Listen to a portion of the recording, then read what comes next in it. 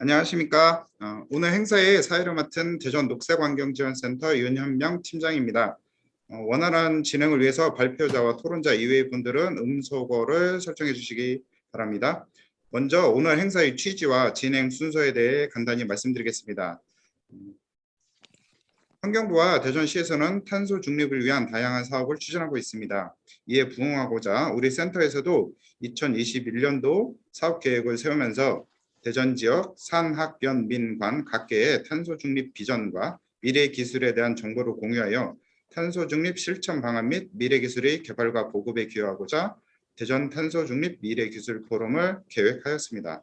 1차 포럼은 지난 4월 22일 탄소 중립을 위한 대전 탈플라스틱 사회 전환 정책 및 기술이라는 제목으로 개최하였고 9월 2일에는 2차로 탄소 중립을 위한 수처리 분야 에너지 저립화 기술이라는 제목으로 개최하였습니다.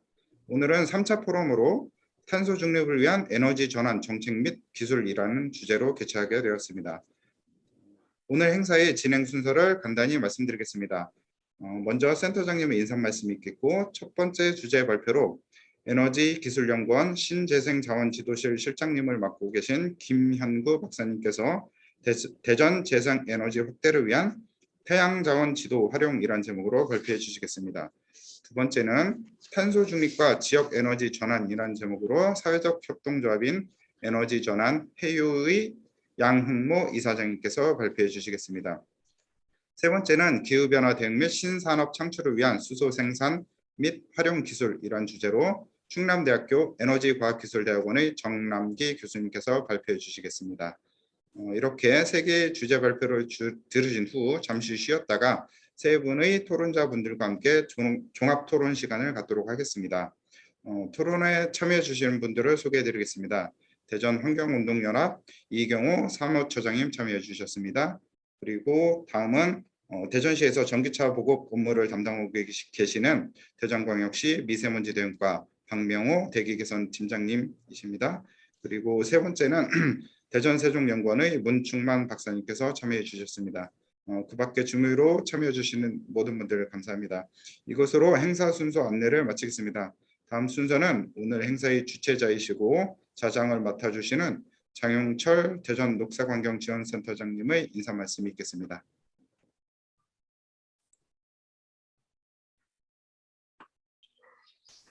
여러분 반갑습니다.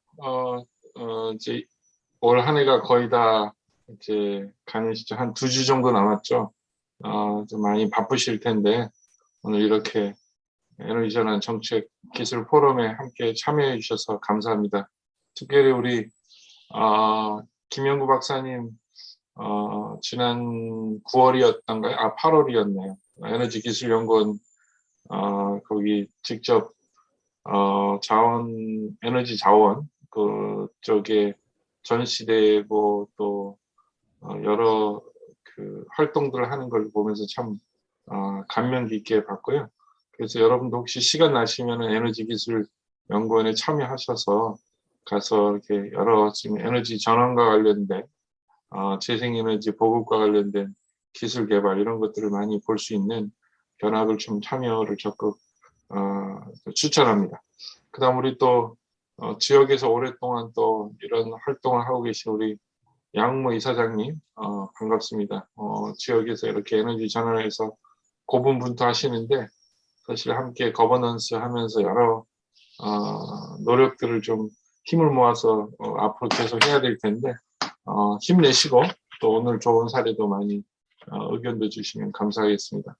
우리 세 번째는 우리 충남대학교에 그 에너지 과학기술 대학원이라는 이제 있습니다. 그래서 주로 대학원을 양성하는 에너지 관련된 과학기술을 하는 조직인데 우리 대학원에 또 많이 바쁘실 텐데도 제가 전하니까 흔쾌하게 말씀해 주셔서 오늘 또 특별히 그 수소 보급, 수소 생산 우리 2019년에 또 수소 경제 로드맵도 발표하고 앞으로 수소 경제에 대한 엄청난 또 주목을 많이 전 세계적으로도 많이 이제 관심이 있고 우리도 이제 많이 그런 부분에 노력을 하고 있는 걸로 알고 있습니다. 그래서 오늘 또 자료를 많이 잘 준비해 주셔서 좋은 시간이 될 것 같습니다. 그다음 우리 토론자로 우리 박미호 팀장이 오랜만에 또 이렇게 화상으로 뵙습니다. 환경부에서 또 이렇게 활약을 하시다가 복귀하셔서 인사도 제대로 같이 나누지 못해서 화상으로 아마 잘 또 만나 뵙게 해서 반갑습니다. 오늘도 이렇게 기쁘게 참여해 주셔서 감사드리고, 그다음 아시는 것처럼 우리 문충만 박사님, 대전 세종연구원의 문충만 박사님은 탄소 중립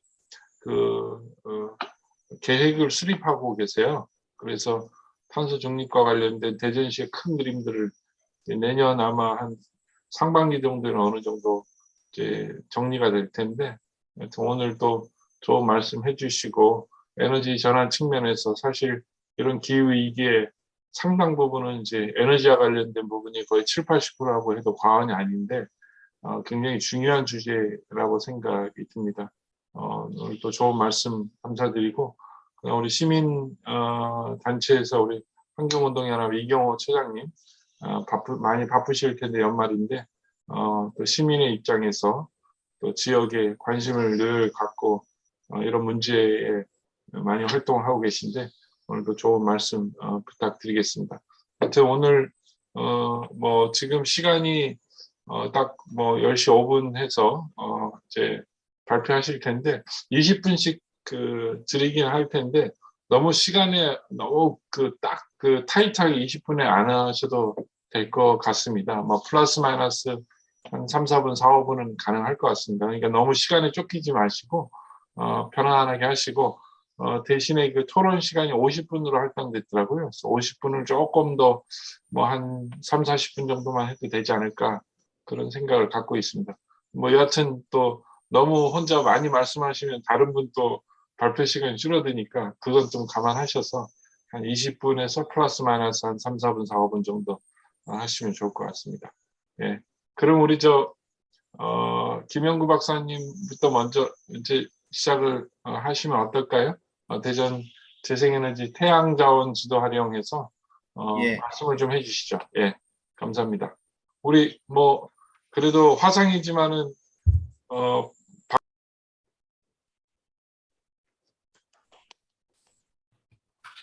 예, 감사합니다. 우리 장영철 교수님 이렇게 또 귀한 자리에 불러주시고, 또 우리 이 기회에 또 녹색환경지원센터 분들과 또 여러 우리 대전 관계된 분들과 좋은 주제로 발표도 하고 토론도 할 수 있는 기회가 되어서 저도 기대가 큽니다. 저는 대전시 재생에너지 확대를 위한 태양 자원 지도, 태양광의 잠재량에 관련된 이야기고요. 저희 한국에너지기술연구원 신재생 자원지도실은 보시는 것처럼 여러 가지 재생에너지의 자원지도를 만들고 이를 활용한 정책 연구도 수행합니다. 지도를 그리는 이유는 재생에너지 대부분이 자연 에너지이기 때문에 기후적으로 또 공간적으로 지역적으로 상당히 분포 특성이 틀립니다. 그래서 지도를 그려버리면은 아주 한눈에 확인을 할 수가 있죠. 서울시가 도시 태양광은 참 잘 나가는 거로 알고 있습니다. 그죠? 그래서 태양의 도시 서울 이렇게 하고, 이것도 몇 년 전에 대전에서 한번 발표했던 건데, 보시면 서울시는 태양광 미니 발전소 엄청 보급을 많이 했죠. 물론 지금은 이것 때문에 정치적인 또 반작용이 생기기도 했습니다만, 그때 인용한 문구는 이제 서울은 제일 잘 나가는데 대전시는 전국 평균의 3분의 1 수준밖에 안 된다. 뭐 이런 배경하에 사실 2018년도에 우리 대전시도 그때 한번 밑에 써놓은 것처럼 대전시도 한번 가자 하면서 스마트 제로 에너지 도시 선언도 하고, 또 이와 관련되는 지역 에너지 계획도 수립하고, 또 대전 터미널 시티에 태양광 발전소 지붕형으로 올린다든지 학교에 보급한다든지 이런 활동들을 많이 했습니다. 2020년 12월 말, 그러니까 현 시점에서 최신 전국 태양광 보급 현황인데요. 발전 사업용으로는 14.9기가와트, 사실 상당한 양이 깔렸죠. 2021년까지 합치면 훨씬 더 많아집니다만, 그리고 그에 비해서 가정용하고 공공교육, 사회복지, 산업, 상업시설에 들어간 게 합치면은 둘이 2.4기가와트 정도가 되는데, 이 부분이 사실 도시에 들어간 도시형 태양광으로 보시면 되겠습니다. 대전시는 가정용 태양광 보급 용량으로 볼 때 전국에서 서울이 6%, 대전은 1%니까 뭐 6분의 1이죠. 경기나 이쪽에 비해서는 훨씬 더 적고요. 근데 이제 사실 공정한 비교를 하려면은 예를 들어서 인구 대비로 해보시면은 서울은 인구가 워낙 많으니까 인구 대비는 1%밖에 안 되고 대전시는 그래도 2%가 됩니다. 하지만 충남, 뭐 충북, 물론 이쪽이 인구가 적습니다만 인구 대비로 표준화를 하더라도 대전이 낮은 보급률이 낮은 것은 사실입니다. 인구 말고 이제 도시 건물에 들어간다고 봤을 때 도시 건물 수 대비로 보면은 서울도 워낙 건물이 많으니까 서울이 4%인데 대전은 5%로 비슷합니다. 처음에 말씀드린 것처럼 서울하고 비교해서 대전이 그렇게 뒤지고 있는 건 아니지만 그러나 전국적으로 보면은 또 선도 그룹에 있다고 보기는 힘듭니다. 왜냐하면은 이 도시의 태양광 보급할 때 여러 가지 문제가 있습니다. 몇 가지 제가 따와봤는데요. 태양광 패널이 또 빛을 반사해서 이웃 간의 빛 분쟁, 광 분쟁도 실제로 대법원 판결까지 가기도 했고요. 또 이 베란다에 매달아 놓은 태양광 패널이 떨어져 가지고 밑에 차를 파손시키거나 사람이 맞았다면 큰일 나겠죠. 이런 장마 태풍으로 인한 태양광 설비 피해나 이런 것들이 우려되는 상황이고, 그래서 대구 같은 경우에는 베란다 태양광 뭐 굉장히 적극적으로 시도를 했는데 주민들이 참여를 안 해서 뭐 흐지부지 됐다고 하는 기사가 있습니다만 대전에서도 마찬가지입니다. 이거는 저희 아파트 단지에서도 베란다형 태양광을 설치한다고 주민조사를 쫙 했는데 저는 당연히 하겠다고 했지만 결국은 무산됐습니다. 왜냐하면 이런 이유 때문에 주민들의 동의가 생각보다 이런 우려 사항들이 해결되지 않고서는 쉽지는 않을 것 같습니다. 그 다음에 산업적 측면에도 중국 저가형이 나오는 것 때문에 문제가 있죠. 이것도 저희가 무시할 수 없는 것이고, 또 지금은 약간 덜하지만 뭐 아파트형 태양광을 비롯해서 뭐 태양광 하기만 하면은 돈을 벌 수 있다, 다 된다. 솔직히 그 사업하시는 분들은 이렇게 얘기하고 있기 때문에 보시는 것처럼 실질적인 피해도 발생을 합니다. 그리고 아파트를 뒤덮은 태양광 패널 효율성이 있을까? 당연히 나대지에 설치하는 것에 비해서 효율은 많이 떨어집니다. 첫 번째로 도시의 열섬 효과 등으로 일사량이 그 서버브 지역 시골에 비해서 훨씬 일사량이 떨어지는 것도 있고, 그 다음에 도시 내 건물에 의한 그림자 효과도 있고요. 그러니까 이제 좀 아주 안 좋은 사례를 픽업을 해서 기사가 나왔지만 설치비 회수에 25년이 소요된다. 실제로 그렇게 되는 별로 경제성이 없는 곳에 설치가 된 경우도 있겠지요. 여기 서울시의 광고처럼 태양광에 대한 기사에서 제가 따온 그림이지만 아마도 전면 쪽이 남향일 거고 이게 설치된 것은 아파트 입구잖아요. 당연히 이 뒤에는 아파트가 고층이고 솔직히 북쪽하고 서쪽은 막혀 있죠. 두 방향은 이미 차폐가 돼 있고 남동 쪽으로 조금 열려 있는 건데 남동 쪽 이럴 경우에는 태양광 일사량이 비치는 시간대가 많이 줄어들게 됩니다. 당연히 효율이 떨어지게 되죠. 그래서 대전시에서도 시정과 관련해서 우리 집에 과연 태양광 발전이 가능할 것이냐. 또 태양광 발전을 했을 때는 전기료를 또 얼만큼 절감할 수 있을 것이냐. 이런 가장 근본적인 시민들이 가질 수 있는 질문에 답을 하고자 이제 국책연구소하고 대전광역시가 테크노파크를 매개로 MOU를 맺고 상생적으로 R&D를 시범 R&D를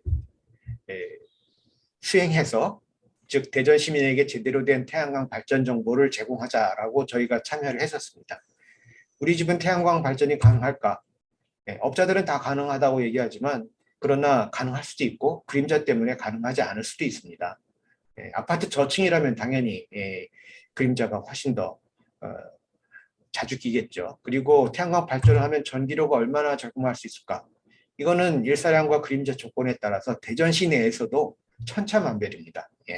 그래서 이런 정보를 제대로 주기 위해서 저희가 저희 연구원에서는 천리안 위성으로 굉장히 정밀한 일사량을 산출하고 있고 이 기술은 세계 최고 수준인데 이 기술을 활용해서 대전시에 대한 태양 지도를 만들었습니다. 이건 한 가지 예시인데 보시는 것처럼 대전시 내에서도 일사량은 거의 2배가 차이가 납니다. 그러니까 대전시 하나를 다 똑같다고 보고 해석을 하면은 그거는 엉터리가 된다는 얘기죠. 지금 이와 그리고 그림자 같은 경우도 왼쪽은 하루 중에 변화고 그 다음에 오른쪽은 연중 변화인데 태양의 궤도가 1년 중에 계속 바뀌기 때문에 그림자를 제대로 해석을 하려면은 가조시간이라고 하죠. 태양이 떠 있는 3000시간에 대해서 다 분석을 해서 그림자를 평가해야 됩니다. 아마 들어본 여러 가지 이런 태양광과 관련된 서비스들이 있습니다. 시범 서비스들이 서울시에도 있고 있는데 그 경우에는 이게 R&D로 해석을 한 게 아니라 그냥 단순하게 춘분 밤낮의 길이가 같은 하루에 대해서만 해석을 하거든요.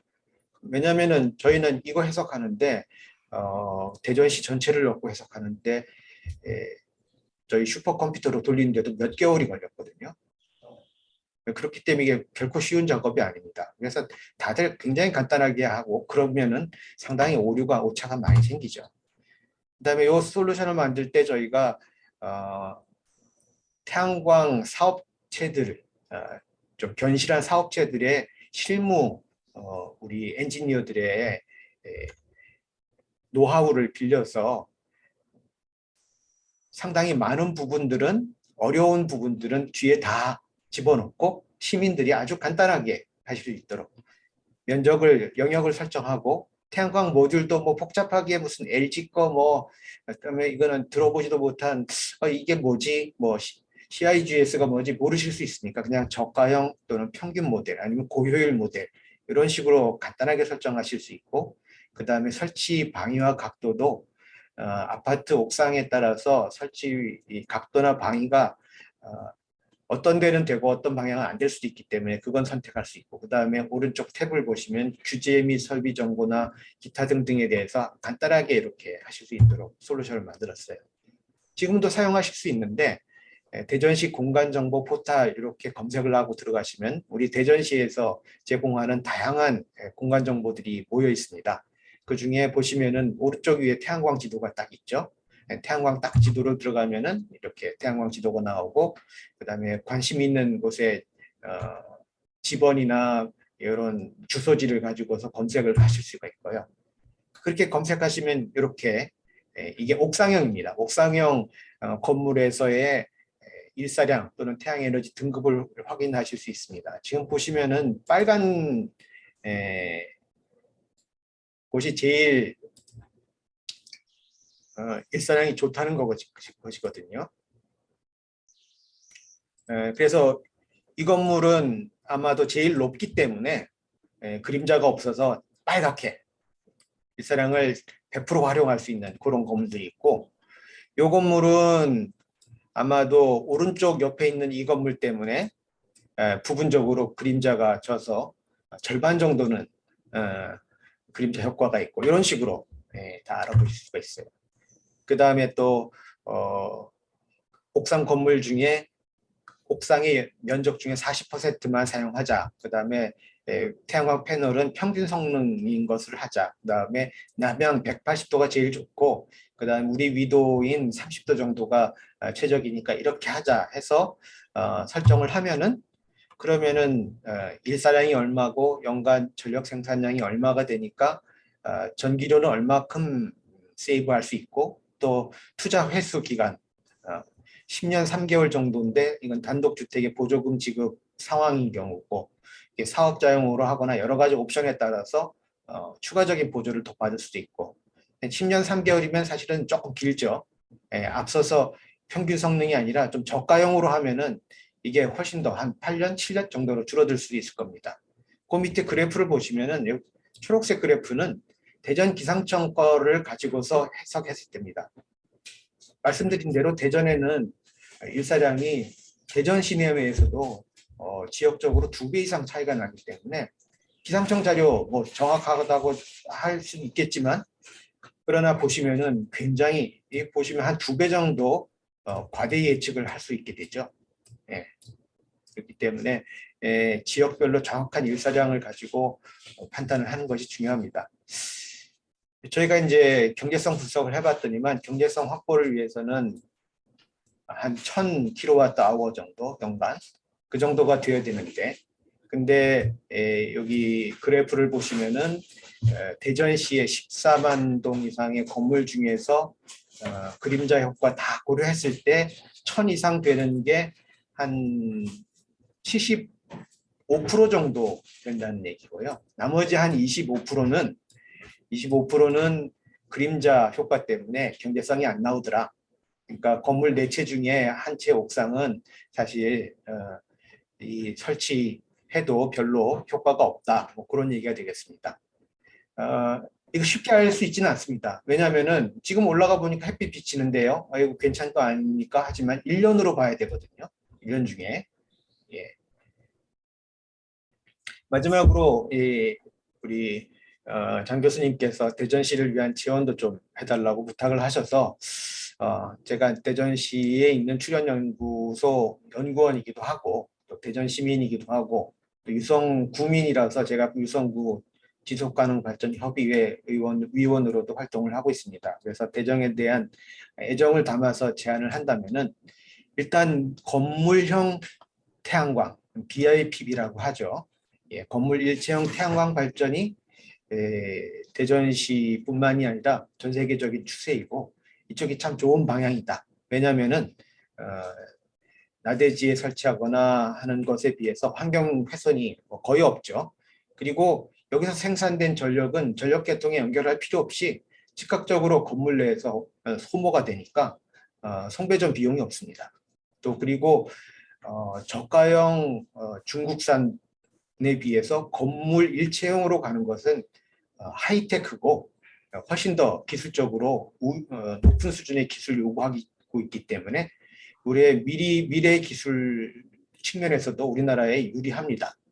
하지만 아직 경제성이 없죠. 왜냐하면은 이렇게 건물에 맞춤형으로 만들려니까 가공비도 비쌀 뿐 아니라 그 다음에 도시 자체가 일사량이 그 열섬 효과나 미세먼지들 때문에 청정한 지역보다는 다소 떨어지고, 거기다가 그림자 효과까지 있어서 건물의 한 4분의 1은 못 쓰고, 그래서 경제성은 낮지만, 그러나 이런 태양광 건물 일체형 태양광 건물이 랜드마크 또는 시범 사업을 통해서 지자체 주도형으로 이렇게 보급될 수 있는 그런 장점도 있습니다.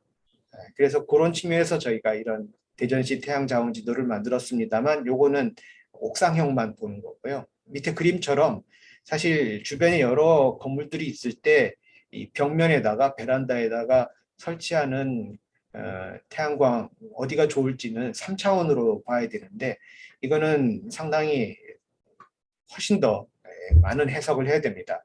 사실은 이 부분도 저희가 특허를 갖고 있고 전 세계에서 최초로 3D 매핑도 지금 진행을 하고 있습니다만, 아직 뭐 대전시까지 이렇게 만들거나 하지는 못했고요.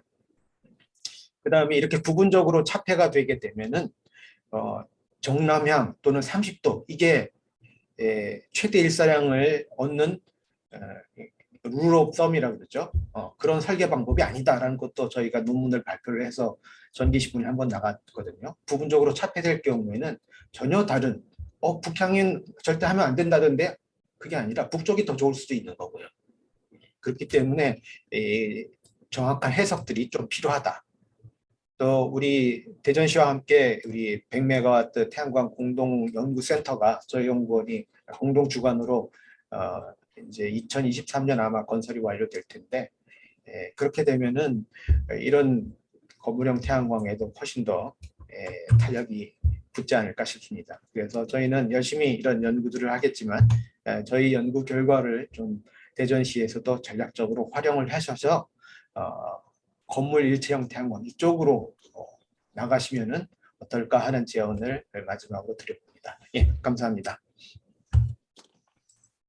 예, 감사합니다. 우리 좋은 발표 김현우 박사님 감사드립니다. 다음은 우리 두 번째 발표로 탄소 중립과 지역 그 에너지 전환에서 양모 이사장님께서 지역에서 또 에너지 전환을 위해서 여러 가지 또 태양광 그 에너지 보급 이런 부분에 노력을 하고 계시는데 실제 사례를 조금 말씀을 좀 실천하는 모습들을 같이 한번 들어보겠습니다. 우리 양모 이사장님, 예, 반갑습니다. 네, 반갑습니다. 차별하면 안 되니까 또 박수로 우리가. 네, 고맙습니다. 네, 고맙습니다. 네. 네, 소리는 잘 들리시죠? 네, 잘 들립니다. 네. 앞서서 김 박사님 그 발표 잘 들었고요. 박사님 이렇게 내용을 보면 우리 대전에서도 이렇게 재생에너지 보급을 좀 체계적으로 효과적으로 잘 할 수 있겠다라는 그런 생각이 좀 들기도 하는데요.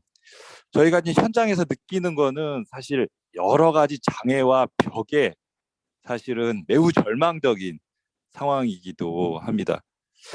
저희가 최근에 그 대덕구 그리고 신협중앙회와 같이 어떻게 보면 대전 최초 시민 햇빛 발전소를 추진하고 있었는데요.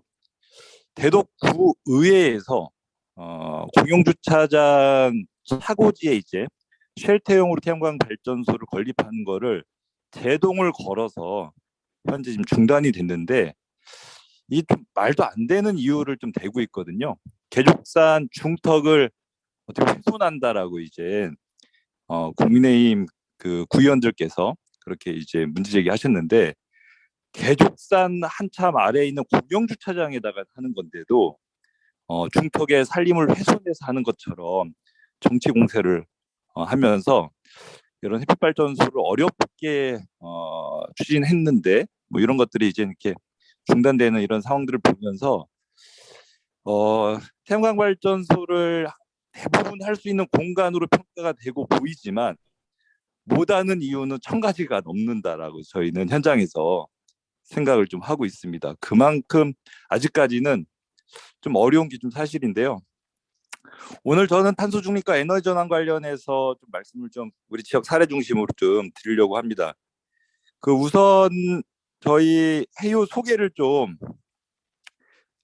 드리겠는데요. 에너지 전환 해요는 작년 4월에 창립을 했습니다. 녹색연합과 신성 ENS라는 에너지 기업이 같이 창립을 했는데요. 그러니까 에너지 기업의 기술력과 환경단체의 같이 그 지역사회 네트워크가 결합된 사회적 협동조합이라고 이제 보시면 될 것 같고요. 앞서 얘기한 대로 태양광 발전처럼 재생에너지 보급 사업 그리고 올해 이제 저희가 진행했었는데 대덕구 에너지 계획 수립에 지역 주민들 참여 관련된 연구 용역이라든지 유럽연합 지원받아서 유럽의 에너지 전환 정책 사례를 연구하는 이런 사업, 연구 사업도 있었고요. 그리고 미니 태양광을 경비실에 이제 설치 지원해서 경비원분들이 폭염에 에어컨을 부담 갖지 않고 틀 수 있도록 이런 에너지 복지 사업도 진행을 하고 있습니다. 이사장님 죄송한데 네네. 지금 핸드폰이랑 지금 노트북 따로 양 이사장님 하고 계시는데요. 핸드폰을 살짝 좀 내려서 마이크처럼 살짝 내려서 해주시는 게 더 잘 들릴 것 같습니다. 네, 소리가 좀 울리나요? 아니 그 바람 소리가 좀 들려서 살짝만 더 올려주시고 네네. 아, 네네, 알겠습니다. 네. 네, 예, 이 전혀 정도 딱 좋은 것 들리는 게 같습니다. 문제 없습니다. 예. 네. 아, 네, 알겠습니다. 그 기후 관련해서는 아마 다뭐 심각성을 다 인지하고 계시니까 저는 이제 그 생략을 할 텐데요. 저는 기후 문제의 심각성이 이렇게 좀 불평등한 어떤 그 문제에 더 심각성이 있다라고 생각이 좀 듭니다. 그 작년에 기상청과 환경부가 이제 기후 관련된 보고서를 처음으로 공동 그 연구한 결과를 이제 냈는데요. 앞으로 3, 40년 후에 폭염 일수가 35일 이상 늘어나고 그리고 농사라든지 여러 가지 환경 피해가 있을 거라고 예측을 하고 있는데요. 저는 이게 너무 보수적으로 연구된 결과라고 생각을 해요. 왜 그러냐면 이미 2018년도에 폭염 일수가 30일 이상이 넘었던 해가 이미 우리한테 왔거든요. 그리고 작년에 그 오랜 장마로 인해서 사과 농사라든지 과수 농가가 사실은 이미 망했던 경험들이 있었기 때문에 3, 40년 후의 일이 이미 우리한테 어느 해에는 어느 지역에는 이미 오고 있다라는 거고, 그리고 그런 피해가 같은 지역의 피해가 나도 그 피해의 어떤 양상이나 어떤 그 이 수준이 그 구성원들에 다르게 미친다라는 거죠. 그러니까 폭염 일수가 30일이 지나더라도 같은 우리 대전에 살지만 어떤 분들한테는 아무런 그 실제 이렇게 폭염이 왔는지 모를 정도로 집에서도 에어컨 켜고 또 차를 통해서 이동하고 자가용으로 이동하고 또 직장에 가면 에어컨이 켜져 있는 이런 환경에 있는 분들은 폭염 일수가 30일이 이어져도 문제가 없지만 집에도 에어컨이 없는 분들이 아직도 있고 또 일하는 그 노동 현장 또 작업장에도 에어컨이 없는 분들이 있습니다. 이런 분들에게는 30일 이상 이어지게 되면 사실은 생존이 위협받을 수 있는 그런 이제 문제가 되죠. 저는 기후 문제는 이렇게 이제 먼 미래 문제가 아니라 이미 우리에게 와 있고 그 피해가 불평등하기 때문에 우리가 이런 에너지 전환을 하는 과정에서 우리 지역의 취약한 부분 그리고 이런 적응 과정에서 지원을 해야 될 우선적인 그런 계층에게 에너지라든지 여러 가지 사회적인 서비스가 우선적으로 지원돼서 전체적으로 기후위기에 같이 대응하고 같이 이제 살아가기 위한 지역 대책이 필요하다라는 차원에서 우리 에너지 전환 문제도 같이 봐야 될 거라고 생각이 들고요. 저는 올해 탄소 중립 시대가 시작됐다라고 생각을 해요. 2050년에 탄소 중립을 이루겠다라는 정부의 목표가 발표가 됐지만 올해 탄소 중립 시나리오가 확정됐고 국가 NDC가 또 확정이 됐습니다.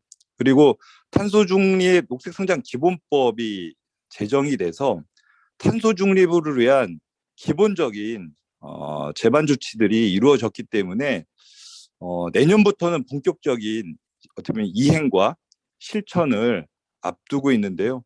특히 내년도 3월에 이제 시행령이 이제 확정돼서 시행이 본격화되고 바로 5월 달에는 정부와 지방 정부가 현재 어떻게 이행 준비나 이행을 시작을 했는지를 의무적으로 보고하게 되어 있기 때문에 사실은 지방 정부 우리 대전시나 5개 구가 정부에서 어떤 공문이 내려오고 어떤 요구가 되기 전에 우리 지역에서 이런 것들을 대응할 수 있는 여러 가지 이제 그 조사나 준비가 사실 발빠르게 돼도 쉽지 않은 상황을 맞이하고 있는데 시민사회에서는 그런 측면에서 우리 지역의 행정이나 우리 지역사회가 이런 시급한 상황에 맞는 준비가 되어 있나 그런 측면에서는 좀 아쉬운 부분이 좀 있습니다.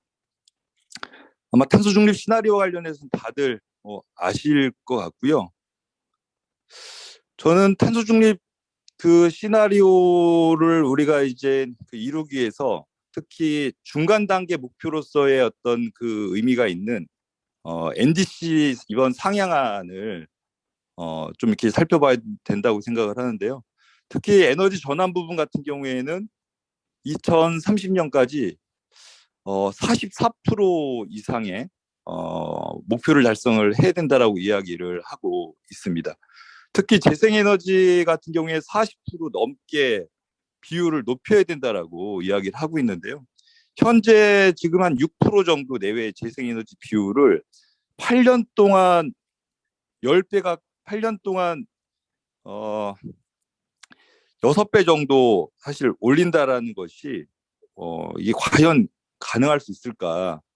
저희가 현장에서 재생에너지 관련해서 뭐 미니 태양광 보급하는 사업이나 또 햇빛발전소 이렇게 진행하는 과정에서 경험하는 행정의 어떤 소극적인 이 행정 대응이나 우리 지역 주민들의 관심이나 그리고 여러 가지 이제 이 왜곡돼서 이제 공유되고 있는 그런 정보나 이런 것들을 생각하면 결코 쉬운 목표가 아니라는 생각이 좀 들고요.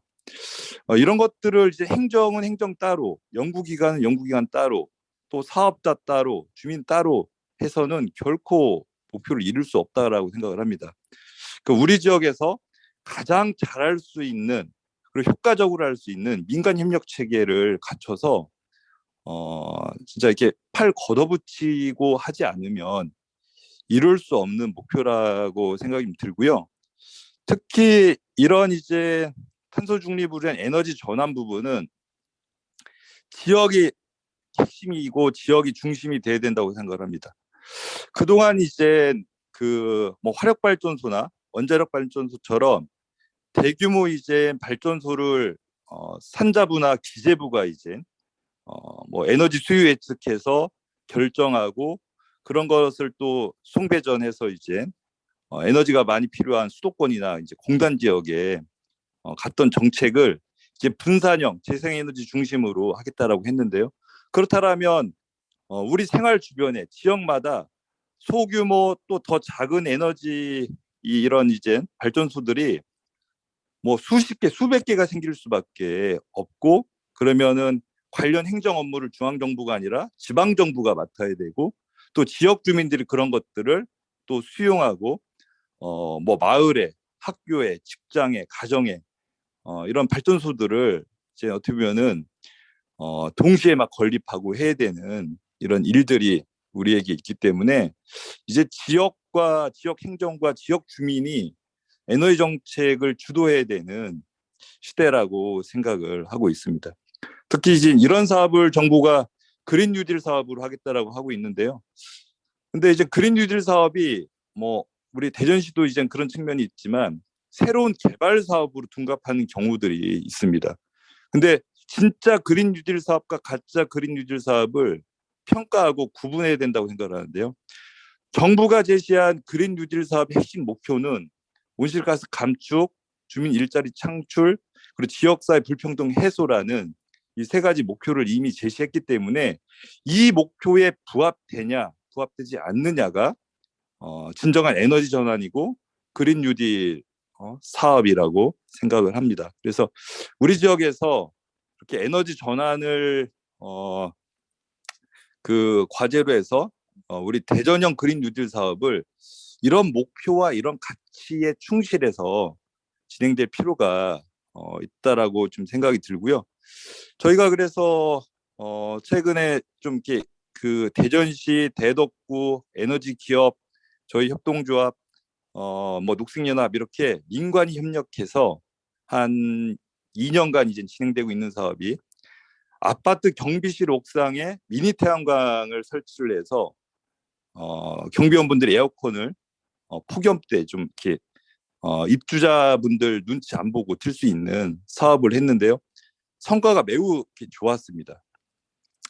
원래 이제 아파트 베란다에 미니 태양광 보급하는 사업을 경비실에도 어쨌든 설치할 수 있도록 대전시가 지원 범위를 좀 이렇게 넓혔고요. 그리고 경비원분들이나 입주자 대표자 회의에서 자부담 부분을 할 수 없기 때문에 부담스러워하기 때문에 그 부분을 지역사회가 후원하는 방식으로 예산을 확보해서 100% 무상 지원을 했습니다. 이 경비원분들이 여름철에 에어컨이 경비실에 있어도 대부분 못 틀고 계시더라고요.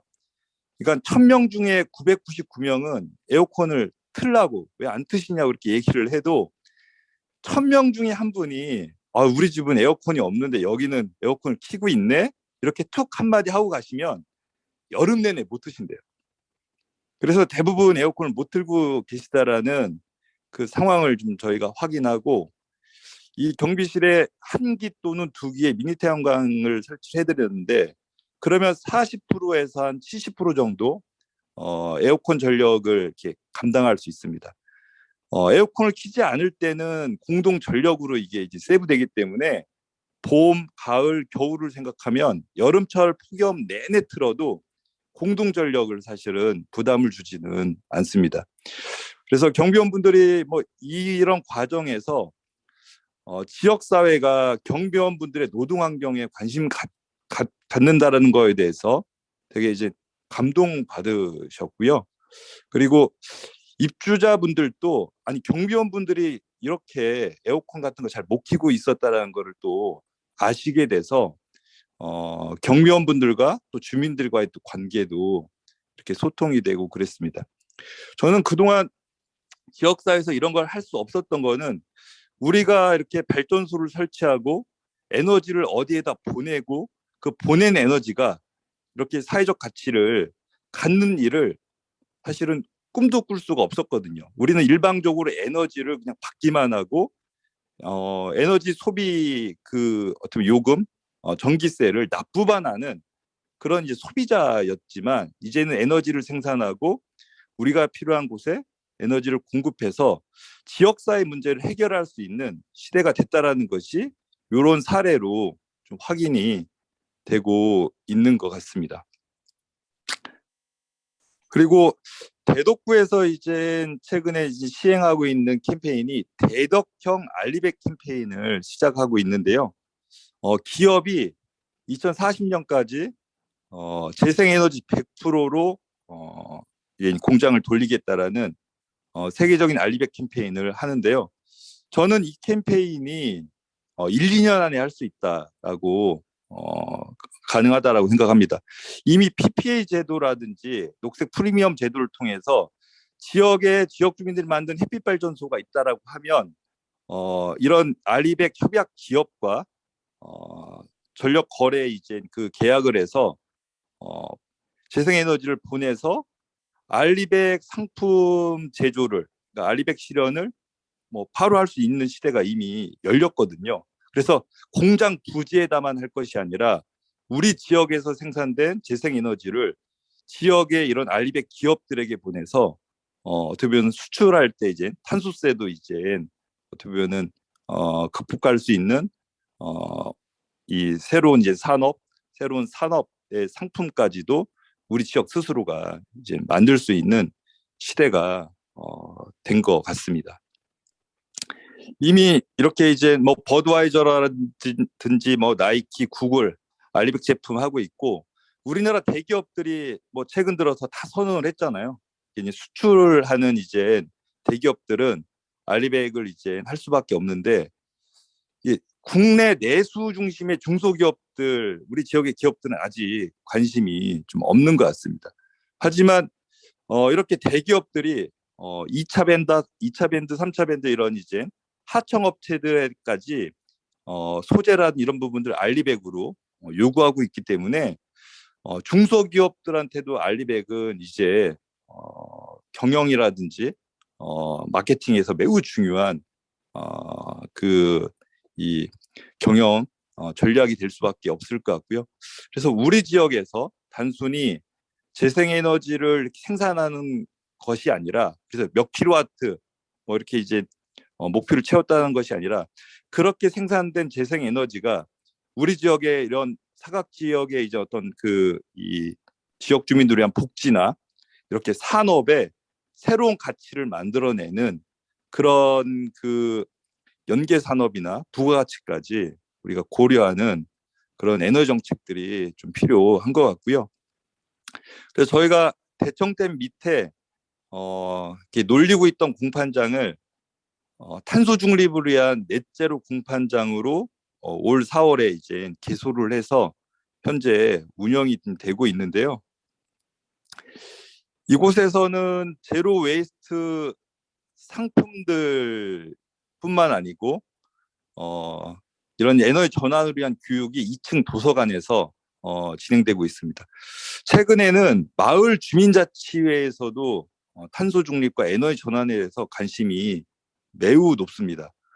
저희가 뭐 회덕동이라든지 몇 개 이제 마을들과 그러니까 주민자치회와 사업 계약을 해서 에너지 전환 교육을 진행을 해드렸는데요. 뉴스에서 탄소 중립 그리고 그린 뉴딜, 에너지 전환, NDC 이런 이야기들이 계속 보도가 되니까 이런 것들을 좀 알고 싶다. 뭔가 사회가 크게 변하는데 이런 것들을 우선 알고 싶고 그리고 본인들의 생활이나 아니면은 또 산업과 어떠한 이 영향이 있을지 그런 것들에 대해 매우 궁금해하세요. 그래서 저희가 이제 그런 것들을 뭐 정책에 대한 어떤 방향의 어떤 흐름이라든지 그리고 이렇게 이제 산업에서 이루어지고 있는 변화라든지 그리고 타 지역의 사례라든지 이런 내용들을 지역 주민들과 지금 공유하면서 그래서 이제 우리가 할 수 있는 햇빛 발전소 사업이라든지 그리고 산자부가 이제 만들고 있는 국민 DR과 같은 절전 거래 사업 같이 새롭게 이제 변화되고 있는 산업이나 정책들을 소개를 하고 있는데요. 이 넷제로 공판장에서는 뭐 재생에너지 그리고 이제 제로 웨이스트 관련된 물건을 구매할 수도 있고 서비스를 받을 수도 있고 또 교육을 받을 수도 있고 체험 활동도 할 수가 좀 있는데요. 이런 체험 공간을 통해서 저희는 지역 주민들의 이 체험과 이 체험한 분들의 이런 경험들을 공유하는 것이 매우 중요하다라고 생각을 합니다. 그러니까 머리로는 뭐 탄소 중립, 뭐 에너지 전환, 제로 웨이스트 전부 다 공감을 합니다. 8, 90%가 그런 가치에 대해서 공감을 하는데 그러면은 본인이 일반 상품보다 좀 더 비싼 제로 웨이스트 상품을 살 거냐, 집에 미니 태양광을 설치할 거냐, 실제 본인의 어떤 실천과 행동은 좀 거부하거나 주저하고 있습니다. 실제 그런 참여 여부는 20%도 안 되거든요.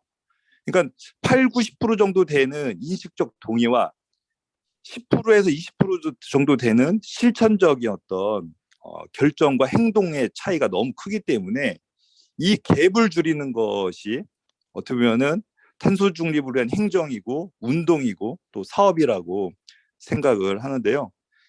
저희는 이제 그런 것들을 위해서는 시민들이 체험하는 것이 매우 중요하다라고 생각을 해요. 미니 태양광을 체험해 본 사람이 햇빛 발전소에 이제 투자하거나 참여할 수가 있는 거죠. 제로 웨이스트 상품 샴푸바를 써본 분이 이제 더 큰 이제 자가용을 좀 일주일에 한두 번은 쉬게 할 수 있다든지 이런 탄소 중립을 위한 그 다음 단계로 갈 수 있다라고 생각이 들고요. 우리나라 국민 영화가 되려면 1,000만이 넘어야 국민 영화가 된다라고 하는데 영화도 잘 만들어야 되지만 1,000만 영화가 되려면은 이 영화를 본 분들이 어떻게 보면 입소문 너 그 영화 봤어? 그 영화 진짜 재밌어. 너도 한번 봐. 이런 것들이 되지 않은 1,000만 영화가 나오지 않는다고 하는데요. 이렇게 에너지 전환, 뭐 탄소 중립도 너 제로 웨이스트 상품, 뭐 샴푸바, 바이오 플라스틱 칫솔 써봤어? 너 미니 태양광 해봤어? 그거 되게 좋아. 월 전기료 6, 7천 원 정도 절약되고 설치 같은 거 간단해. 이렇게 해본 분들이 안 해본 분들에게 경험을 이렇게 얘기해 주는 거. 그리고 이런 것들이 계속 꼬리에 꼬리를 물고 이렇게 전파가 되는 것이 저는 실제 변화와 성과를 만들 수 있다라고 생각이 듭니다. 저희가 사실은 잘 생각해 보면은 집이나 자가용을 살 때가 가장 신중하게 생각하는 우리가 소비한 제일 큰 그런 이제 어떻게 보면은 결정하는 그런 그 기회인데요. 자동차를 살 때 산자부의 자동차 정책이나 아니면은 그 이 영업사원의 그런 이제 홍보물을 가지고 결정하지 않고 내가 살려고 하는 자동차의 그 모델을 이미 그 사용하고 있는 쓰고 있는 이제 지인의 경험담, 연비라든지 어떤 승차감 이런 것들이 사실 중요한 결정의 어떤 정보를 제공한다라고 볼 수 있는데요. 그런 것처럼 시민들의 이런 실제 재생에너지와 관련돼서 설치하고 이런 것들을 이용해 본 효과를 체감한 분들을 우리가 얼마나 빨리 많이 만드냐가 저는 에너지 전환에서 매우 핵심적인 이 일이라고 생각이 되고요. 이런 것들을 우선 지역에서 모델을 만들면 좋겠다. 행정기관이 우선 공영주차장이라든지 건물 옥상 같은 곳을 과감하게 제공하고, 월드컵 경기장 옥상이나 주차장 좋거든요. 이런 곳들을 제공하고 지역 주민들이 직접 투자해서 지원할 수 있는, 사실 마음 가는 곳에 돈 가는 것이 아니라 돈 가는 곳에 마음 가는 거죠. 지금까지는 정부 지원 받아가지고 자가용으로만 이제 이런 재생에너지 설치했는데, 우리 지역 주민들이 투자해서 발전소가 건립되는 것이 매우 중요하다고 생각합니다. 그래서 본인들이 투자해서 투자 효과도 보고 경제적인 그런 이제 성과들을 확인했을 때 이게 확산이 빠르게 진행될 수 있다라고 좀 생각이 돼서 민관 협력 모델로 주민 햇빛 발전소를 지역 주민들이 최대한 많이 참여하는 방식으로 하는 것이 우리 지역에서 에너지 전환을 좀 효과적으로 할 수 있는 방법이라고 좀 생각이 들고요. 그런 것들 새해 같이 하면 좋을 것 같습니다. 네, 이상으로 발표 마치도록 하겠습니다. 네, 감사합니다. 우리 양모 이사장님 바쁘신데도 이렇게 대전의 좋은 지역의 실천 사례들을 잘 또 체험에 대한 느끼는 현장의 경험들, 뜨끈뜨끈한 소식을 전해주셔서 감사합니다. 예, 좋은 시간이었고요. 시간이 조금 이제 지나긴 했지만은 우리 한 분만 더 듣고 한 5분 쉬었다가 토론회로 하도록 하죠. 일단 다음은 우리 충남대 에너지과학기술대학원의 정남기 교수님께서 우리 이제 수소와 관련된 우리 탄소 중립 실현을 위해서 또 기후변화 대응을 해서 수소 생산과 활용 기술에 대해서 말씀을 해주시겠습니다. 우리 정남 교수님도 마찬가지로 우리가 안 보이지만은 같이 또 이렇게 환영의 박수로 보여주시면 부탁드리겠습니다. 예, 감사합니다.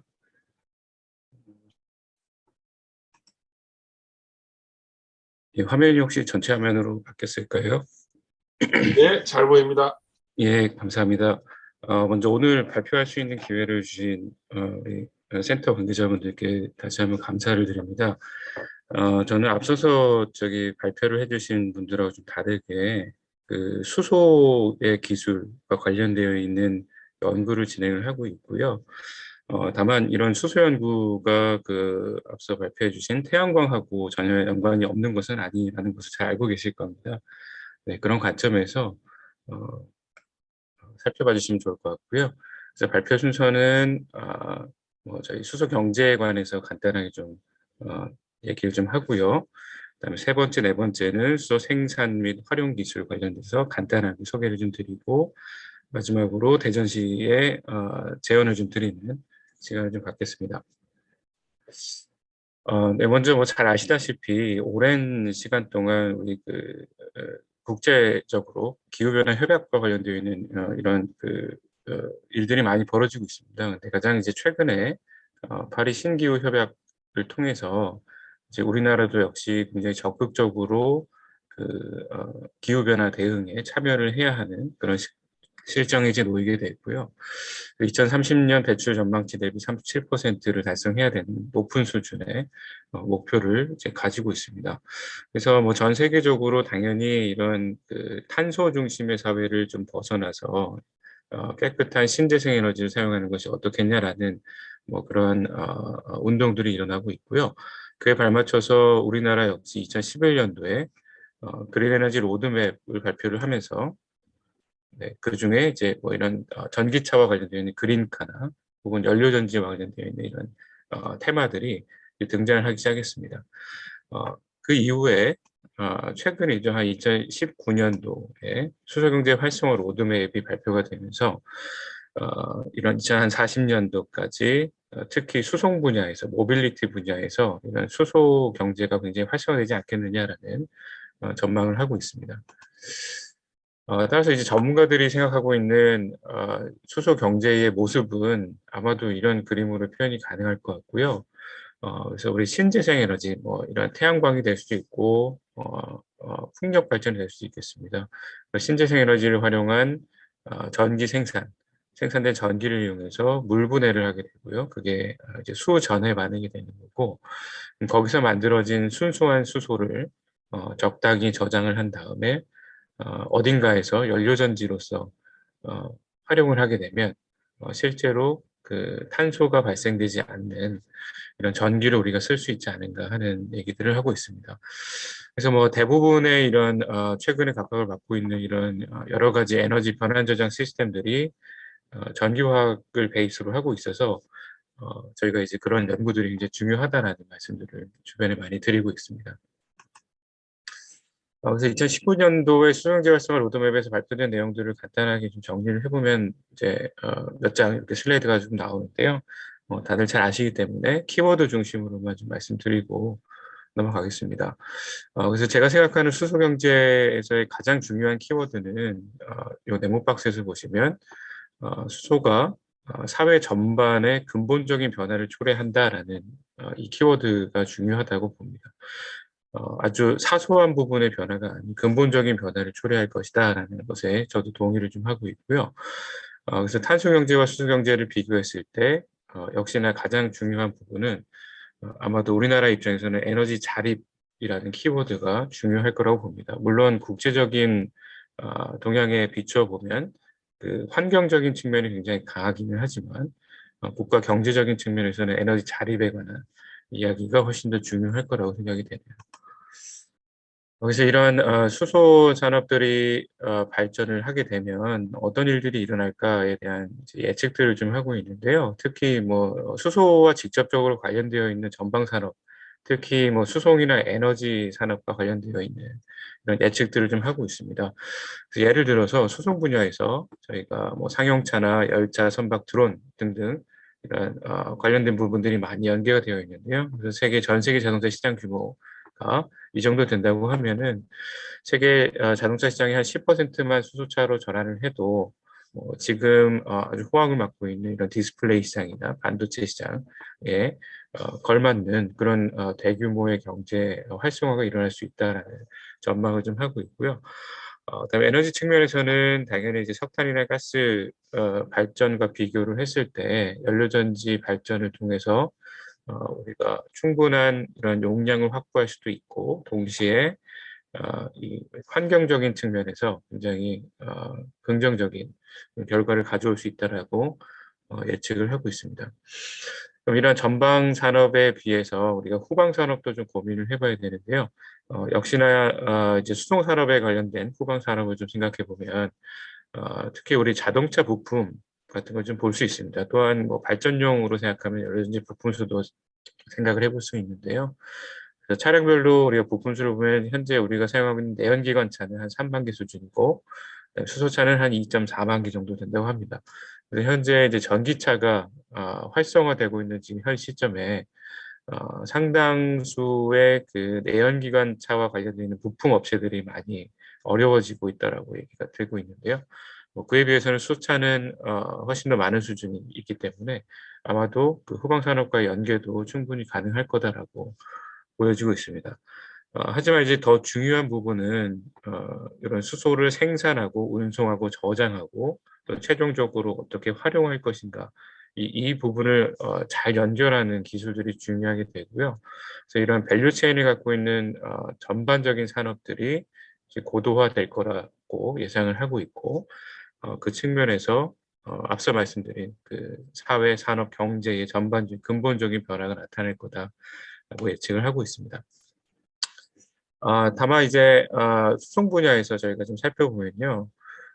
현재 원래는 전 세계적으로 많은 자동차 메이커들에서 연료전지 수소 전기차 시장에 뛰어들었었습니다. 근데 한 수십 년의 연구 기간이 지나가면서 많은 기업들이 이제 포기를 한 상태고요. 그 중에 여전히 열심히 연구를 진행하고 있는 자동차 메이커가 이렇게 한 3개 정도 됩니다. 그중에 특히 우리나라의 현대자동차하고 일본의 도요타에서 가장 선두 그룹으로 알려져 있고요. 그래서 이제 보시는 바와 같이 뭐 주행 거리는 한 600에서 한 500km 정도 된다라고 알려져 있고 차량 가격은 한 7천만 원대 정도로 되어 있습니다. 그 또한 이제 발전용 연료전지 관련해서는 우리나라 기업에서는 뭐 두산에서 굉장히 열심히 이제 진행을 하고 있는 것으로 알려져 있습니다. 하지만 일단은 저희가 우리나라에서도 국내 기업이 괜찮은 수준의 기술을 보유를 하고는 있으나 아직은 그 전 세계 시장을 선도하고 있다라고는 얘기하지 못하는 수준이지 않을까 하는 그런 이제 현황을 좀 말씀드립니다. 그럼에도 불구하고 이제 정부에서 생각하는 우리나라가 그래도 수소 경제를 좀 더 선도할 수 있지 않을까 하는 그런 이제 근본적인 이제 원인을 이제 분석을 해봤을 때 일단 첫 번째로는 수소 활용 분야에서 괜찮은 수준의 기술을 갖고 있다. 특히 이제 수소 전기차 관련해서 현대자동차가 선두 그룹으로서 이제 나타나고 있다는 점이고요. 그다음에 두 번째로는 저희 나라가 이제 기간 산업으로 석유화학, 뭐 플랜트 산업 이런 것들이 70, 80년대에 굉장히 발전이 됐습니다. 그래서 이런 기반 산업들이 잘 갖춰져 있고 경험이 풍부하기 때문에 비록 그린 수소는 아니지만 우리가 그 화석 연료로부터 수소를 또 만들어낼 수 있는 그레이 수소나 혹은 블루 수소를 만들 수 있는 그런 근본적인 어떤 산업 구조를 이미 우리가 가지고 있기 때문에 충분히 앞서 나갈 수 있지 않은가 하는 생각을 하는 겁니다. 그다음에 마지막으로는 뭐 특이하게 이제 우리나라는 전국적인 LNG 공급망을 가지고 있고요. 따라서 이런 LNG를 각 호에 그렇죠? 가정에도 공급하고 건물에 직접적으로 공급을 하게 되는데 그 공급된 LNG 가스를 직접적으로 개질을 해서 연료전지로 활용할 수 있는 뭐 그런 시스템을 만들면 우리가 굉장히 전 세계의 이런 수소 경제의 진입을 빠르게 할 수 있을 거다라고 생각을 하고 있습니다. 그래서 몇 가지 신문 기사들을 조금 가지고 왔고요. 그래서 첫 번째로 우리 현대자동차에서 이제 내세우고 있는 넥소라는 자동차가 있습니다. 수소 전기차가 있고요. 그래서 2020년 10월에 나왔던 기준으로 신문 기사가 났고요. 전 세계 판매량 뭐 10,000대를 돌파했다라고 이렇게 네, 칭찬을 하는 그런 기사들이 이제 나타나고 있습니다. 또한 작년에는 이런 대형 트럭인 엑시언트를 개발을 해서 주로 이제 북유럽 국가에 수출을 하는 그런 일들을 진행을 해왔습니다. 그래서 당시에는 뭐 한 40여 대 정도 되는 소규모의 수출이었지만은 향후에는 1,600대 이상으로 이제 증가시킬 것이라고 예상을 하고 있고 또한 그동안 한 1년 정도 지났는데요. 그 북유럽 국가에서의 피드백이 아주 긍정적으로 나타나고 있다라는 뭐 그런 보도들도 있어서 향후에 많은 그 발전이 있을 것이라고 생각을 하고 있습니다. 하지만 이제 역시 가장 큰 문제는 이 상업화에 있어서 가격 경쟁력이 있고요. 그래서 이 왼쪽에 보이시는 이 동그라미의 그림이 연료전지의 스택 시스템에 관련된 이제 전체 금액 중에 차지하고 있는 각각의 부품의 비용의 비율이라고 보시면 되겠습니다. 그래서 여기 보시는 바와 같이 그 중에서 이 촉매와 관련되어 있는 이 비용이 전체 시스템의 한 40% 정도를 차지한다고 알려져 있고요. 따라서 이제 우측에 보이는 이 그래프가 킬로와트당 이제 몇 달러가 이제 소요되는가 시스템을 만드는 데 있어서 미국의 에너지 부에서 예측을 하고 있는 그런 가격표가 되겠는데요. 예를 들어서 현재 한 45달러 정도 수준이라고 가능하다면 추후에는 한 30달러 이하까지 낮춰야만 전반적인 보급이 이루어질 거다라고 예측을 하고 있습니다. 그 가운데 한 5달러 정도는 아마도 이런 그 연료전지 현재 사용되고 있는 고가의 백금의 사용량을 절감하는 기술이 굉장히 중요할 것이다라고 보고 있습니다. 네, 이와 마찬가지로 수송용뿐만이 아니고 발전용 연료전지 쪽에서도 다양한 이런 설치비나 발전 단가에 대한 시나리오를 예측을 좀 하고 있고요. 그래서 설치비 혹은 발전 단가를 보시면 설치비에서는 여기 재료비가 상당히 많은 부분을 차지하고 있다는 걸 볼 수 있습니다. 그러면 아까 말씀드린 그 연료전지 시스템에 해당되는 재료비가 될 것이라고 보고요. 따라서 이런 가격의 절감을 이루기 위해서는 아마도 그런 소재적인 측면에서 기술의 국산화를 이루는 것이 굉장히 중요하다라고 말씀을 드릴 수 있습니다. 하지만 이제 발전 단가로 넘어가게 되면은 연료비가 상당 부분 차지합니다. 연료비는 다시 말씀드리면 수소가 되는 것이고요. 따라서 수소를 어떻게 생산해서 얼마만큼 저렴하게 공급을 할 것인가라는 이슈가 이제 남아 있다라고 보시면 되겠습니다. 네, 이제 산업 구조의 변화로 잠깐 넘어가서 저희가 예를 들어서 수송 분야에 관한 관점에서 좀 생각을 좀 해보면 좋을 것 같고요. 그래서 말씀드린 대로 현재는 전기차의 전성 시대로 진입하고 있는 것처럼 이제 보여집니다. 그래서 순수한 전기차는 현재 리튬이온 배터리를 기반으로 구동이 되고 있는 시스템이고요. 잘 아시다시피 어딘가에 가서 우리가 충전을 해야 되는 이런 측면이 있습니다. 우리 휴대폰을 충전하시는 것과 마찬가지고 충전이 필요하고요. 하지만 충전해야 되는 용량이 굉장히 크기 때문에 휴대폰의 충전에 비해서는 훨씬 더 긴 시간이 소요가 되는 것이죠. 물론 빨리 충전하면 좋겠지만은 이제 그런 기술적인 한계와 또 안전에 관한 문제가 있기 때문에 예를 들면은 완속 충전의 경우에는 한 1시간 반 정도가 소요가 될 것이고 급속 충전의 경우에는 아마도 한 50분 내외 정도가 걸리는 것으로 알려져 있습니다.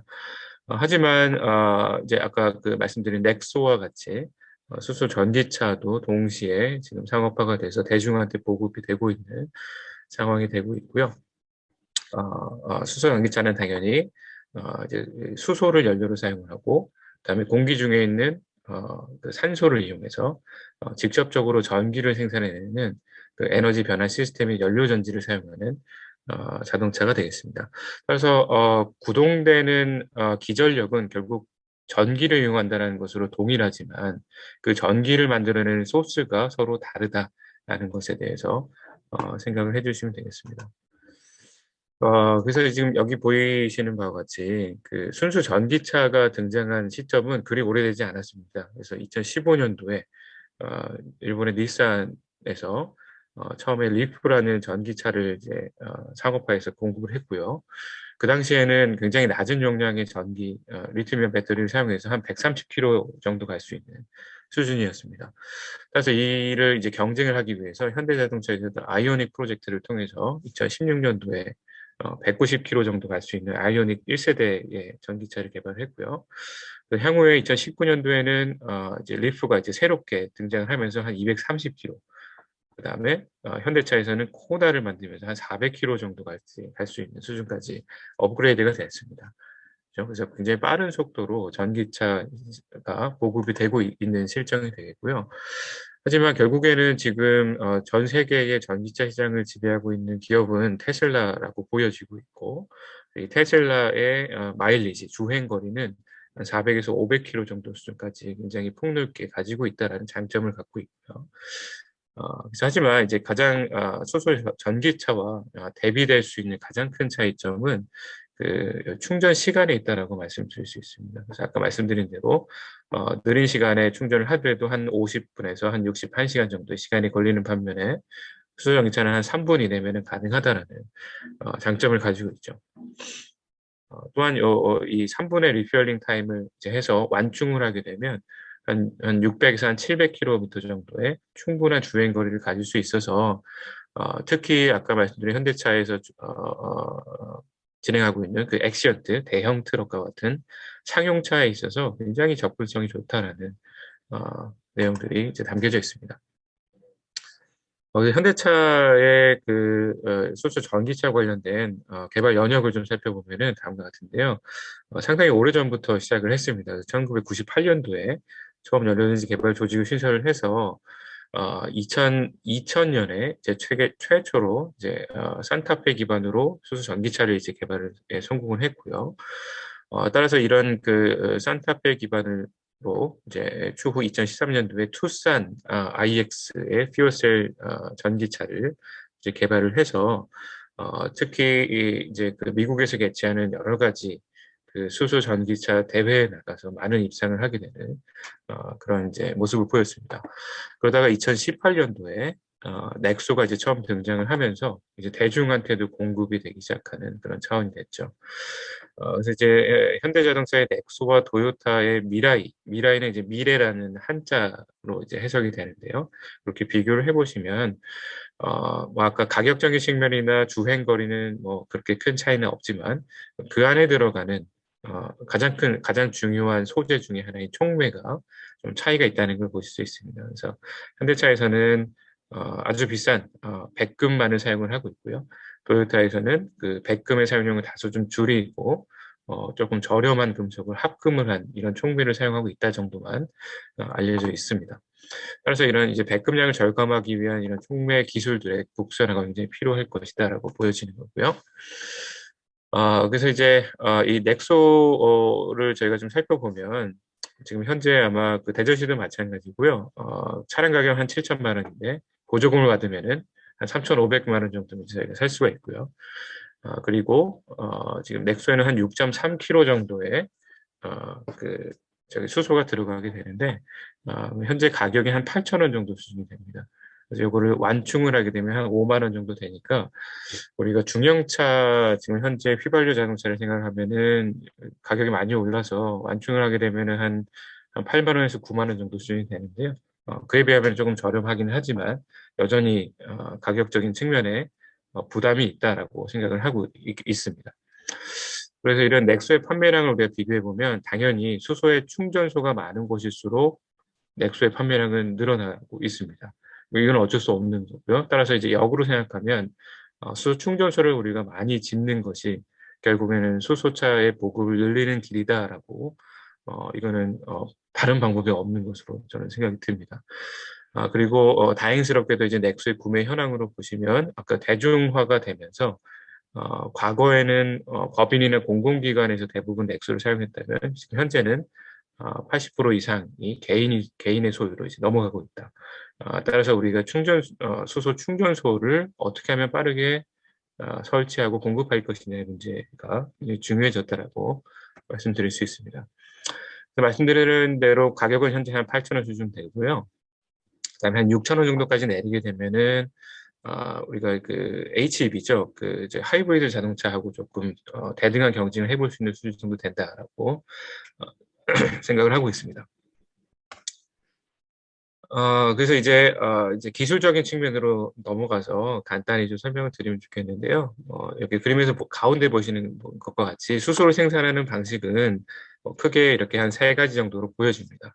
그래서 뭐 이런 메탄을 리포밍해서 개질해서 수소를 만들어내는 방법, 그다음에 석탄이나 갈탄을 가스화해서 만드는 방법, 그다음에 신재생 에너지를 활용한 그 물분해 반응으로 수소를 만들어내는 방법들이 있고요. 이런 다양한 방법들을 통해서 지금 현재 그 수소가 만들어지고는 있습니다. 하지만 이렇게 만들어진 수소를 이제 어떻게 공급하느냐에 대한 방식은 다양하게 이제 선택지가 놓여져 있고요. 그래서 뭐 첫 번째로는 산업단지에서 만들어낸 그죠? 수소를 튜브 트레일러를 타고 지역에 분포되어 있는 충전소로 배달을 통해서 이루어지는 방법이 있고요. 그다음에 LNG 도시가스 공급망을 통해서 직접적으로 충전소에서 개질을 하는 방법이 있습니다. 개질을 해서 수소를 바로 공급하는 거고요. 그다음에 물분해를 통해서 역시나 충전소에서 직접 수소를 생산해서 공급하는 방식이 있겠습니다. 다양한 방식이 존재를 하게 되고요. 하지만 문제는 지금 전 세계적으로 봤을 때 그린 수소에 해당되는 부분, 이 수전해로 로부터 만들어내는 수소의 발생량은 4%밖에 안 됩니다. 나머지 거의 90% 이상은 전부 그 화석 연료로부터 지금 현재 만들어지고 있는 상황이 되겠고요. 그래서 이제 먼저 이 그 화석 연료로부터 만드는 이런 개질의 공정을 좀 살펴보시면 일단은 이런 뭐 내추럴 가스, 천연 가스를 개질하는 리포밍 반응이 좀 필요할 것이고 이런 리포밍 반응을 하게 되면은 그 안에서 당연히 그 탄소와 관련되어 있는 산화물들이 나타나게 됩니다. 그 중에 일산화탄소라는 그런 이제 탄소 화합물이 나타나게 되고요. 이제 그것을 이제 줄이거나 혹은 좀 더 완전 사단을 시키기 위해서 이런 수성가스 전환 반응을 하게 됩니다. 그래서 WGS가 되고요. 그 이후에 불필요한 이런 성분들을 다시 한번 제거하기 위해서 여러 가지 다양한 방식의 이런 그 퓨리피케이션 공정이 필요하게 됩니다. 최종적으로 수소가 이제 블루 수소, 그레이 수소가 만들어지게 되고요. 따라서 이제 이렇게 생산된 이제 수소에는 굉장히 많은 불순물을 이미 제거했음에도 불구하고 한 100 ppm 이상의 일산화탄소 등과 같은 이런 불순물들이 포함되게 되어 있습니다. 이런 이제 상세적인 부분을 좀 넘어가고요. 그래서 이제 이런 그 일산화탄소의 포함이 이제 어떤 굉장히 이제 중요한 이슈가 이제 나타나게 되는데요. 일산화탄소가 약 한 100 ppm 수준만 돼도 수소 연료전지의 성능이 아주 급감하는 것으로 알려져 있습니다. 따라서 현대자동차와 같은 곳에서는 수소가스의 10 ppm 이상의 일산화탄소가 포함되어 있으면 이거는 우리가 쓸 수가 없다라고 판단을 하고 있는 실정이 됩니다. 따라서 이제 많은 사람들이 그 물분해를 통해서 그린 수소를 만들어내는 기술이 굉장히 중요하다라고 생각을 하고 있는 겁니다. 그래서 이런 그린 수소를 만들어내는 방식은 뭐 크게 두 가지가 되겠고요. 이 알칼리 환경 또는 산성 환경 내에서 그 수소와 산소를 분해시키는 이런 반응들이 존재를 하고 있습니다. 그래서 뭐 다양한 장단점을 가지고 있다는 부분들은 아마 모든 분들이 잘 알고 계실 것 같습니다.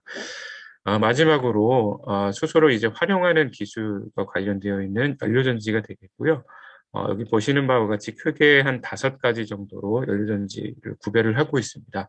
다만 이제 최근에 각광받고 있는 연료전지의 타입은 첫 번째에 해당되는 PEMFC가 되겠습니다. 이런 그 PEMFC는 아주 작은 이 모바일 장치에서부터 그죠? 그다음에 이 발전용까지 굉장히 많은 넓은 스펙트럼을 가지고 있습니다. 그래서 다양한 응용 분야에 사용될 수 있다는 장점을 가지고 있어서 많은 각광을 받고 있고요.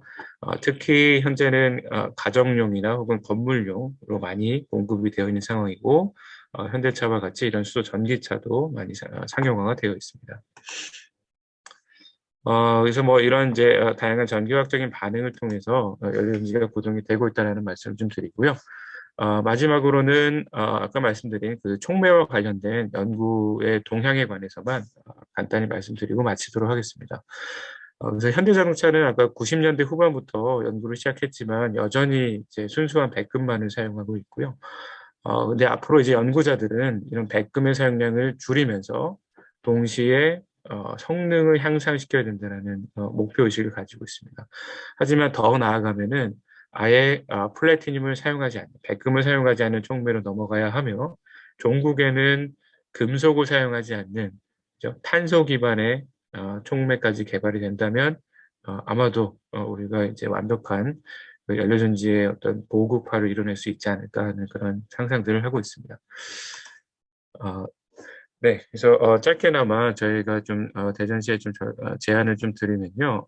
그래서 다른 분들께서 다 잘 말씀해 주신 것 같습니다. 그래서 저도 전반적으로 동의를 하는 부분들이 있고, 다만 강조하고 싶은 부분은 저희가 일단은 그 두 가지가 같이 가야 된다고 생각합니다. 산업적인 기반이 좀 조성이 돼야 되고요. 뭐 이거는 이제 연구개발, 그래서 산학연의 어떤 클러스터가 굉장히 중요할 것이고 당연히. 근데 수소 경제에 관련해서는 아마도 사회 기반이 훨씬 더 중요하다고 보여집니다. 현재까지는. 그래서 일반 시민들의 어떤 사회적 공감대가 굉장히 부족한 상황이고, 또한 어떤 그 지식적인 측면에서도 굉장히 부족하죠. 그래서 저는 이제 특히 그래서 이 지자체 주도의 어떤 쇼를 하셔야 되지 않을까 하는 제안을 강력하게 좀 드리고 싶어요. 특히 최근에 그 정부 주도 혹은 뭐 현대자동차가 주도를 해서 수소 모빌리티 쇼와 같은 그런 전국적인 혹은 세계적인 규모의 쇼를 일산에서 개최를 했고 그 안에 어떤 굉장한 관심을 가지면서 그런 뭐 그 수도권뿐만이 아니고 이제 전 세계 관심도 거기에 이제 쏠렸었습니다. 그런 것처럼 대전시도 만약에 우리가 뭔가 수소에 관한 에너지 정책을 좀 강력하게 드라이브를 해야 된다고 한다면 어떤 특정한 아주 전국 규모의 쇼를 한 몇 번을 진행하셔야 된다. 라는 생각이 좀 들고 있고요. 또한 그 수소 충전소 확충과 관련해서 현재 한 3곳, 4곳 정도 이제 확충이 되고 있는 것으로 알고 있는데 이런 시민사회적인 어떤 대대적인 홍보와 함께 진행이 될 필요가 있다. 그러다 보면은 종국에는 예를 들어 우리 대전이 교통의 중심지로서 굉장히 잘 알려져 있는데 상당히 많은 실증 사업을 추진해 볼 수 있을 것 같아요.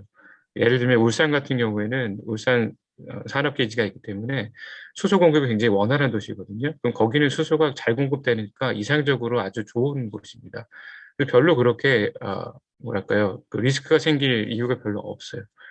예를 들어 수도권에 공급을 한다 생각하면 테스트 베드를 대전으로 한번 가져오는 겁니다. 대전을 중심으로 예를 들어 울산에서 공급할 수 있는 그런 트레일러 공급도 한번 시도를 해보고 LNG 가스 공급망을 통해서 직접적으로 개발도 해보고 그다음에 수소차를 많이 보급을 해서 얼마큼 이제 운영되고 있는지 한번 보고 뭐 이런 시범 사업들이 굉장히 추진되는 것이 중요하지 않을까 그런 생각을 좀 하고 있습니다. 네, 이것으로 제 말씀을 좀 마치도록 하겠습니다. 긴 시간 들어주셔서 감사드립니다. 예, 감사합니다. 한 25분 정도 좋은 말씀 해주셔서 수소에 대해서 다시 한번 또 최근에 여러 동향들과 기술들을 잘 말씀을 해주셨습니다. 저희가 사실 이제 너무 정책적인 것뿐만 아니라 정책하고 기술 포럼이어서 이제 같이 이런 이제 차원에서 좋은 여러 가지 기술적인 동향들까지 잘 말씀을 해주신 것 같습니다. 지금 시간이 11시 21분이어서요. 화장실도 좀 다녀오시고 해서 25분에 다시 한번 만나고 한 5분 정도 쉬었다가 한 30분 정도 우리가 좀 이제 오늘 나온 의견들을 뭐 질문이라든가 토의라든가 이런 시간을 가지면 되겠습니다. 한 5분 정도만 쉴게요. 예, 감사합니다. 네. 이렇게 오늘 좋은 세 분의 발표 잘 들었는데요.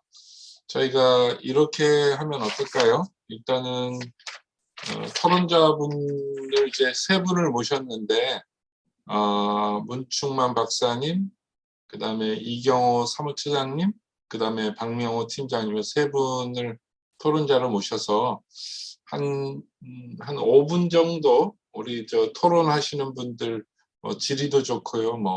한 5분 정도 시간을 들여서 말씀을 해주시고 5분 조금 더 말씀하셔도 됩니다. 그 정도로 하고 또 저도 좀 개인적으로 질문 사항도 있고 그래서 일단은 먼저 우리 토론자분들 의견을 좀 듣는 게 좋을 것 같습니다. 먼저 우리 문충만 박사님 먼저 말씀하시고 다음에 우리 이경호 처장님, 그 다음에 박명호 팀장님 이렇게 해서 이런 순서로 하고요. 뭐 또 우리 하다 보면 또 자연스럽게 발제자분들이 말씀하셔도 되고 뭐 센터에서 말씀하셔도 되고 그럴 것 같습니다. 혹시 문충만 박사님 간략하게 오늘 오늘 발표 드리면서 좀 토론하고 싶은 내용이나 또 질문이나 이런 거 하시면 될 것 같습니다. 예, 알겠습니다. 예, 안녕하십니까. 대전 세종연구원의 문충만입니다. 오늘 정말 발표 너무 감사하게 잘 들었고, 저희 몰랐던 내용들이 너무 많아서, 예, 많은 공부가 된 것 같습니다. 그러니까 아까 정영철 교수님께서 얘기해 주신 대로 지금 현재 대전시 탄소중립 계획 관련해서 일을 진행하고 있어서, 그것도 뭐 좀 연계해서 말씀을 좀 몇 가지 드리고자 합니다. 일단, 그래도 발표 순서 하시는 게 있어서 순서대로 조금 제가 그냥 고민했던 것들을 좀 말씀을 드리면, 일단 저희 김영규 박사님께서 얘기해 주신 것 정말, 저는 대전시랑 그런, 일이 있었는지도 몰랐는데, 그 자원지는 아마 저희가 지금 탄소 중립하고 에너지 전환 계획을 짜면서 매우 중요하게 활용될 것 같습니다. 그래서, 저도 지금 아까 말씀하실 때 급히 막 인터넷으로 접속해서 확인도 다 해봤는데 아마 그거를 이제 적극적으로 지금 대전시에서 활용해야 될 것 같고, 왜냐하면은 아시다시피 이제 에너지 전환, 신재생 에너지 전환하면은 주로 이제 태양광하고 풍력밖에 없는데, 사실 대전은 태양광밖에 없습니다. 다시 풍력은 뭐 거의 불가능하기 때문에 태양광만 한다면 이제 그게 좀 반드시 필요할 것 같고, 저는 개인적으로는 이제 사실 태양광 설치가 뭐 가격이나 이런 걸 얘기해 줬지만은 전반적인 국내 문제는 사실 전기 요금이 너무 싸다라는 개념이 있어서 그거를 먼저 사실 정책적으로 아마 전환하면서 해결하지 않을까. 그렇게 되면은 이제 양모 차장님도 얘기해 주셨지만은 이 태양광 설치 부분에서 아마 좀 더 적극적으로, 예, 좀 주도적으로 좀 바뀔 거라고 좀 생각이 되고요.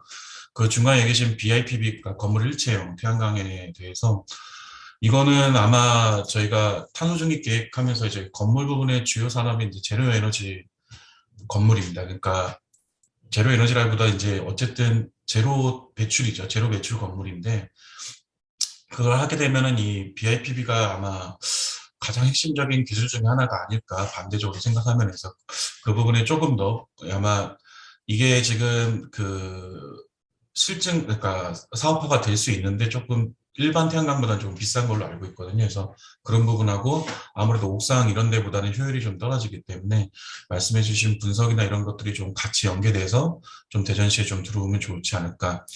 그리고 이제 지금 박명훈 팀장도 계시지만은 저는 이제 전기상차 같은 경우에는 지금 충전소가 확보하는 게 가장 중요한데 그 중에 하나로 이제 주유소나 이런 쪽에서 지금 충전하는 데도 있거든요. 근데 물론 이제 그 전체 충전량을 전부 태양광으로 대체할 수는 없겠지만은 충전소에서도 그래도 일부는 태양광을 설치할 수 있도록 제도적으로 좀 시에서 좀 뒷받침해줘서 어쨌든 최소한의 태양광을 설치해서 충전할 수 있는 방향들 뭐 그런 것들이 좀 적극적으로 좀 준비돼야 되지 않을까 좀 생각을 합니다. 저는 이제 그 지금 탄소 중립과 관련해서는 그 산업 부분을 전부 제하고는 이제 그 양원모 처장님 말씀대로 지역적으로 좀 주도가 돼야 된다고 생각합니다. 대부분이 이제 저희가 계획을 짜고 뭘 하더라도 시민이 참여하지 않으면은 이루어질 수 없는 계획들밖에 없기 때문에 시민 참여가 지금 앞으로 가장 중요한 문제고 저희 양원모 처장님이 해주신 그러한 것들이 어떻게 좀 확대 보급돼야 될지 그게 앞으로는 이제 시와 저희 시민들과의 이제 가장 중요한 숙제가 되지 않을까 그런 것들이 좀 필요하다고 생각을 하고요. 이제 산업 부분도 일부 그 대덕구 아리백 산업처럼 조금 시도 조금 고민하셔야 될 게 이제 그 사실 대규모 배출량 사업에 대해서는 국가가 아마 주도적으로 할 겁니다. 그거를 이제 지자체에서 할 필요는 없는데 소규모 배출 사업장에 대해서는 지자체에서 반드시 준비를 해야 될 거고 지금 그 탄소 중립 기본법 시행령이나 이런 것도 얘기해 주셨지만은 그 중에 일부가 이제 대규모 사업장은 이제 국가에서는 배출권 거래제로 검토를 하고 있고 소규모 사업장에서는 지역에서 어떤 그 지원 형태로 해서 어떻게든 그거를 관리할 수 있는 방법들을 강구하게 아마 법적으로 조금 준비를 하고 있는 것 같아요. 그래서 그런 부분들이 좀 필요할 거라고 저는 생각을 하고 있습니다. 그리고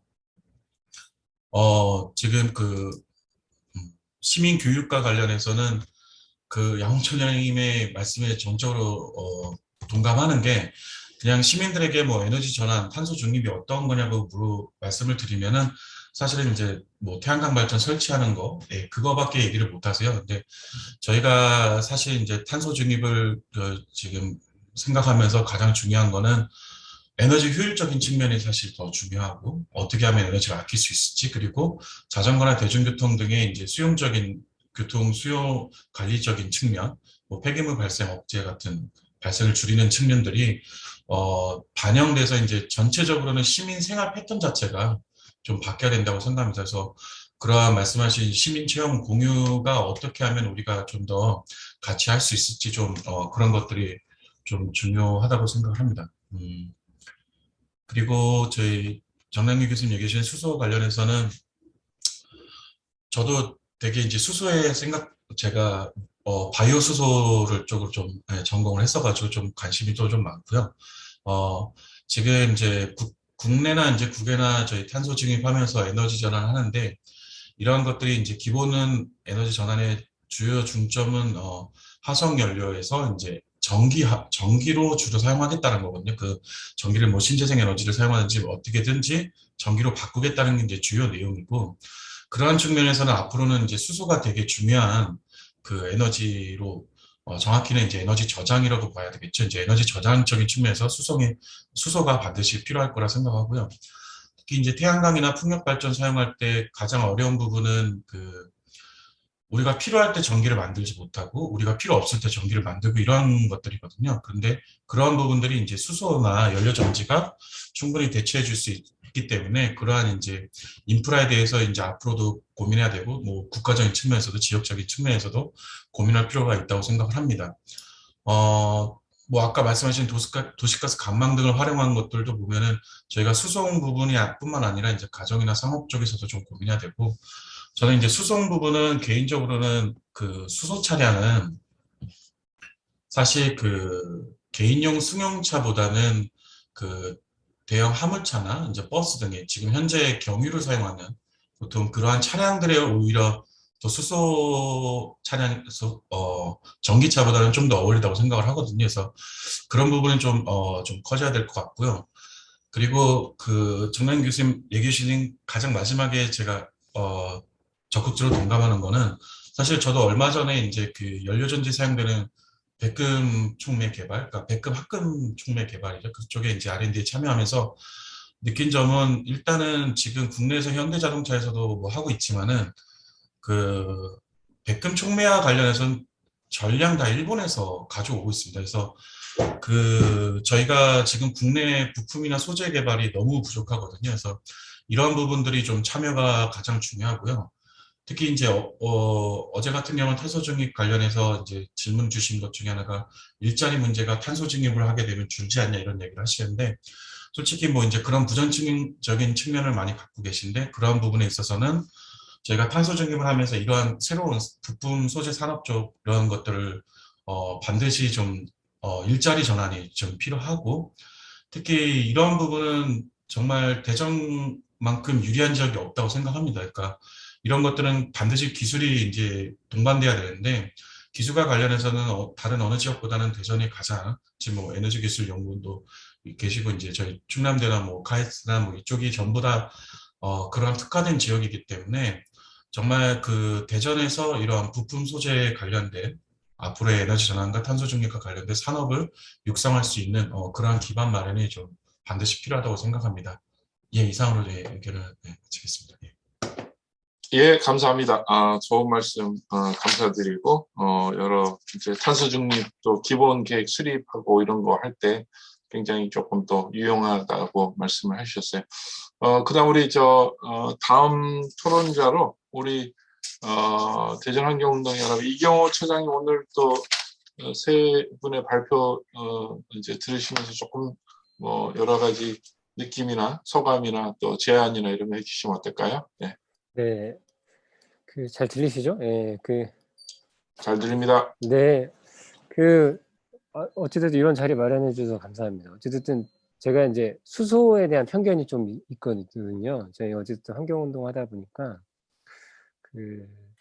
그런 부분을 일정 부분 조금 해소할 수 있는 시간이 된 것 같긴 합니다. 그래서 제가 이제 질문하고 싶은 거가 하나 있어요. 이게 마지막 발표해 주신 네. 박사님한테 이제 저희가 보기엔 수소랑 태양이랑은 이제 같이 미래를 준비하는 산업으로 생각이 되거든요. 근데 현재 이제 지방 정부, 그러니까 대전시 예산 투자 이런 걸 현황을 좀 보면 99대 1이에요. 99대 1. 그러니까 수소가 99 예산이 편성되어 있고요.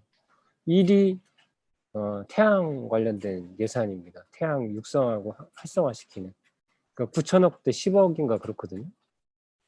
그럼 99대 1인가 990대 1인가 어찌됐든 그 정도로 차이가 많이 나요. 그래서 이거에 대한 판단을 어떻게 하고 계시는지 좀 궁금해요. 그러니까 수소를 너무 수소에 편중돼서 지방정부가 사업이나 내용들이 진행되는 거에 대한 문제가 전 있다고 판단을 좀 하는데 그런 부분에 대한 좀 의견을 좀 듣고 싶어서 제가 질문을 드리고요. 예, 또 하나, 네. 그리고 또 하나는 이제 시민 참여 부분이 이제 어찌됐든 아까 얘기한 대로 대전시는 풍력 이런 거가 쉽지 않기 때문에 태양이나 태양 재생에너지로 해야 될 텐데 이 시민 참여에 대한 담보하는 정책들이 좀 있어야 될 것 같아요. 그러니까 아까 양모 이사장님이 주차장에 태양광 만드는데 의회에서 문제 삼았다고 했잖아요. 저희도 이제 에너지협동조합이라고 희망에너지협동조합을 만들었는데 그거 만들 때 대전시한테 부지를 제공받으려고 노력을 하다 한 5년 하다 포기했어요. 그러니까 처음에 시작한 게 주차장인데 주차장에는 고정 시설물을 설치할 수 없다고 했어요. 그러니까 그래서 그거에 대한 조례를 개정했거든요. 저희가 이제 환경연합이 나서서 그 조례를 개정해서 설치를 하겠다고 했더니 그 이제 임대료가 문제가 되더라고요. 임대료가 일반 건물 임대료보다 더 비싸게 받는 거예요. 그래서 서울시에는 에너지 관련된 시설 같은 경우는 킬로와트당 매기는 조례가 만들어져 있습니다. 만들어져 있었어요. 그때 당시에. 그래서 그 조례 또 개정을 했고요. 그러니까 이런 제거해야 될 요소들이 굉장히 많거든요. 시민이 참여하면. 대전시 같은 경우는 처음에 허태정 시장 그 출범했을 때 90억인가요? 뭐 90억인가 900억인가의 심의 펀드를 조성해 가지고 태양 시설을 올리기로 했어요. 지금 그 얘기 쏙 들어갔거든요. 왜냐하면 부지를 제공받기가 굉장히 어렵습니다. 공공부지나 유휴부지나 이런 것들에 대해서 대전시가 앞장서서 그 정리해 줄 걸 정리를 빨리 해주고 그걸 시민들이 빠르게 설치할 수 있게 해줘야 되는데 그런 부분은 안 하고 펀드만 모집하겠다고 해서 지금 진행이 안 되는 걸로 제가 알고 있어요. 거의. 그러니까 그런 이제 그 실제 이제 시민들이 참여할 수 할 때 제거하거나 장애가 되는 요인이 무엇인가에 대한 판단을 조금 하고 그걸 제거할 수 있는 방법이 뭐가 있는지 그래야 사실은 태양광을 좀 누구나 쉽게 빠르게 접근할 수 있게 할 수 있을 것 같거든요. 이게 그런 제도들도 필요하고 아까 얘기한 그 수소에 너무 편중된 예산, 지원 예산 이거에 대한 조정이 있지 않으면 태양광을 시민이 접근하기에 좀 어렵지 않겠나. 그런 측면에 좀 에너지 정책들이 필요해 보인다. 이런 정도로 제가 말씀드리겠습니다. 예, 감사합니다. 두 가지 팩트 체크가 필요하긴 할 것 같아요. 9천억 정도 하고 그 다음에 10억 요거에 대해서 예산을 어떻게 됐는지 그거는 아마 에너지 기본 계획에 포함되어 있는 내용입니다. 에너지 기본 계획에 그 지역 에너지 기본 계획에 이런 내용이 들어서 아마 9천억이 또 어떤 부분에 어떤 데 투자를 하는 주로 인프라 쪽에 많이 들어가긴 했을 텐데 그 부분 우리가 조금 더 지역 에너지 계획을 좀 보면서 한번 우리가 자료를 좀 공유해주고 우리 센터가 아마 그런 부분들도 조사를 해서 하고 아니면 박명호 팀장님이 좀 더 그 부분에 추가 조금 설명을 해주셔서 그 내용을 좀 공유해 주시면 좋을 것 같고 뭐 정남비 교수님이 그 부분을 체크해서 뭐 하지 못할 것 같고요. 뭐 시나 아니면 우리 센터에서 그 부분은 챙기겠습니다. 그 다음에 시민 참여할 수 있는 여러 좀 지역에서 여기 안산이나 시흥이나 서울이나 이런 데 굉장히 시민 참여 햇빛발전소 이런 것들이 많이 돼 있거든요. 우리 대전은 그런 부분이 굉장히 모자라고 에너지 협동조합 이런 것들을 하는데도 많이 어려움이 있다는 말씀을 해주셨는데 그 부분은 우리가 또 한 번 더 같이 고민하도록 하고요. 그 다음 마지막으로 우리 박명호 팀장님 또 한 5분 정도 해서 시 차원에서 그 어떤 오늘 참여하면서 느낀 점이라든가 또는 제안이라든가 질문이라든가 한 5분 정도 드릴게요. 예. 네, 오늘 감사합니다. 저는 대전시 미세먼지대응과 박명호 팀장입니다. 오늘 좋은 그런 제안과 또 발표 잘 들었습니다. 저도 새롭게 많이 배웠고 또 새롭게 깨달은 것도 많이 알게 되어서 너무 감사드립니다. 첫 번째 그 김현구 박사님께서 말씀하신 태양광 관련해서 태양 자원지도 저도 처음 이 제안을 듣고 한번 들어가 봤는데 아주 참 유익한 그런 뭐랄까 이게 시민들한테 꼭 필요한 그런 정보 같습니다. 이게 아마 이게 잘 알려지지 않아서 이 부분이 좀 더 홍보가 필요한 것 같고요. 저는 아까 우리 문충만 박사님 말씀하신 것처럼 건물 일체형 태양광 발전 관련해서 이게 이제 저희들도 그런 좀 이런 제안이 들어오면 시범 사업을 하는 것도 이제 필요한데 우선 이런 것들이 설계 단계부터 이제 적용될 수 있도록 어떤 조례라든가 이런 게 제정이 돼서 이런 것 도입하는데 적극적으로 할 수 있는 그러한 제도적 기반이 필요하지 않나 그런 좀 생각을 해보고요. 아까 태양광 기업 공동활용 연구센터라고 해갖고 아마 이제 이런 태양광 관련해서는 지금 우리 시에서 이제 주적으로 하고 있는데 신동에 지금 저기 테스트베드 연구시설을 지금 갖추고 있거든요. 그래서 2023년에 아마 준공이 되는데 아마 이런 태양광 발전과 관련해서 연구 사업이라든가 안내 사업들이 많이 활성화되지 않을까 우리 대전시를 중심으로서 될 것 같고요. 양우모 우리 이사님께서 이제 발표해 주신 그 내용 중에 저도 굉장히 공감하는 게 우리가 지식적으로 아는 것뿐만 아니라 정말 그것을 경험하고 또 그 체험하는 것이 참 중요하다. 저도 이 환경하면서 가장 그 느끼는 건데요. 너무 그 귀한 제안을 통해서 인터넷에서 이걸 꼭 필요한 어떤 사업과 함께 이런 것들이 더 활성화되어서 좀 지역에서 많이 이렇게 공유되고 또 이렇게 활성화됐으면 좋겠다는 그런 생각이 들면서 아까 말씀하신 그 민관 협력 모델 이런 것들이 참 그 좋은 것 같습니다. 이런 것도 앞으로도 더 활성화돼야 할 것 같고요. 그리고 이제 마지막으로 수소 경제 관련해서는 저도 오늘 이걸 많이 배웠고 또 새롭게 이제 깨닫게 되었는데 아무래도 이제 저 업무가 전기차 보급을 하고 있는데 저희들이 전기차 업무하면서도 상당히 어려운 게 지금 전기차 충전소가 문제가 되거든요.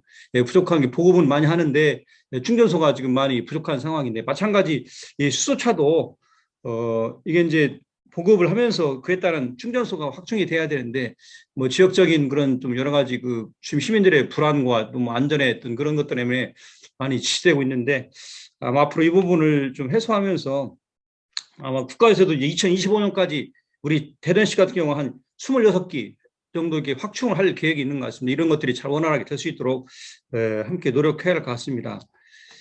그리고 아까 이경호 소장님께서 이제 말씀해 주신 그 수소 분야하고 태양광 발에 대한 어떤 시민 투자 그 예산 투자 부분에 대해 말씀하셨는데 사실 이게 예산이 지금 거의 수소차 보급하고 충전소 하는 그런 사업 쪽으로 하면 들여다보니까 이 금액이 상당히 많은 예산이 투입되는 것 같고요. 뭐 시민 참여 예산제라든가 이런 이제 부분들이 있긴 한데 이런 것들이 이제 좀 국수적인 부분이고 오늘 이런 말씀을 제안한 것을 제가 에너지 관련 부서에다가 한번 얘기를 해서 좀 더 확대가 될 수 있도록 한번 이렇게 노력해 보겠습니다. 네, 이상입니다. 예, 감사합니다. 저도 뭐 이제 좌장이긴 한데 몇 가지 한 두세 가지 말씀을 좀 드리겠습니다. 그 다음에 이제 마지막 우리 오늘 발제하신 분들은 한 1, 2분 정도 개인적으로 또 말씀을 드릴 시간을 드리겠습니다. 첫 번째는 아까 우리 박명호 팀장이 여러분이 얘기했지만은 사실 이게 태양자원 지도 이게 진짜 너무 어떻게 보면은 대전의 그 과학기술을 브레인들이 참여해서 대전의 우수 사례로 이렇게 대전하고 연결해서 했는데 천리안 위성까지 우리가 위성 자료까지 다 활용해서 했는데 결국은 실제 시에 또는 시민들에게 정보가 잘 전달이 안 돼서 좀 답답하다는 느낌이 들어서 사실 오늘 제가 김영구 박사님 모신 이유도 너무 이거를 모르고 있다 사람들이 그래서 조금 확산하는 차원에서 제가 오늘 좀 초대를 했는데 조금 시에서 많이 또 문충만 박사님도 이런 내용들을 잘 전달해서 결국은 어떻게 보면 탄소 중립의 대전시의 지역적인 여건을 감안했을 때 우리가 충남하고 다르잖아요. 그런 측면에서 우리가 잘 김영구 박사님 연구했던 내용들을 잘 담아서 이거 조금 했으면 좋겠다 그런 생각이 들고요. 그 다음에 뭐 아까 랜드마크도 말씀을 하셨으니까 대전시에 여러 가지 이런 이제 BIPP의 이런 시설들 이런 것들도 좀 우리가 많이 하고 제로 에너지 건물 이런 것들도 몇 개를 우리가 하고 몇 개 확충하겠다 이런 것들이 탄소 중립에도 좀 많이 잘 계획이 들어왔으면 좋겠다는 제안을 좀 드리고요. 그 다음에는 이제 또 한 가지는 그 지금 문충만 박사님이나 또 김영구 박사님한테도 조금 부탁드리고 싶은 거는 사실 이게 그 대전시에 이런 재생에너지 보급을 위한 그 에너지 컨설턴트 기업 육성 이런 게 조금 많이 빠져 있는 것 같아요. 그러니까 여러 가지 기술도 있고 또 여러 가지 또 확대 보급할 수 있는데 그거에 대한 진단 또 이런 거를 좀 확대해서 이거는 이런 데 설치하면 좋고 이런 데는 지금 그림자 효과 때문에 안 된다라는 지역에서 이런 이제 그 지역 에너지 컨설턴트 이런 회사들 유럽도 이런 게 많이 돼 있는데 우리나라는 많이 안 돼 있어서 그런 부분들을 좀 많이 육성을 해서 했으면 좋을 것 같고요. 그다음 마찬가지로 우리 양모 우리 이사장님 말씀하신 이런 그 지역 단위에서 실천할 수 있는 이런 뭐 넷제로 공판장이지만 꼭 넷제로 공판장이 아니어도 여러 이제 탄소 중립과 관련된 결국은 국가는 큰 그림을 제시하지만은 탄소 중립 실현은 꼭 지역에서 할 수 있는 부분들도 꽤 많거든요. 그래서 그런 차원에서 지역에서 할 수 있는 이런 이제 내용들을 조금 탄소 중립에 많이 넣었으면 좋겠다 그런 생각이 듭니다.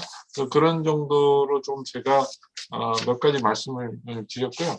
좀 아쉬운 부분은 사실 오늘 그 미세먼지 우리 박미호 팀장님도 오셨지만은 대전에 에너지 정책 담당하시는 분들이 오셔서 말씀을 하고 발표도 하고 좀 듣고 싶었는데 바쁘셔서 내지는 뭐 발표할 내용이 없다고 그래서 참여를 안 하시더라고. 이렇게 소극적으로 지역에서 대전시에서 소극적으로 하면은 이런 좋은 기술들, 좋은 사례들, 또 좋은 여러 아이디어들의 이런 것들을 충분히 하는데 본인 담당자가 부담스러워서 참석을 못하겠다. 내지는 뭐 잘 몰라서 또 발표할 내용이 없다 하니까 너무 답답했어요, 사실.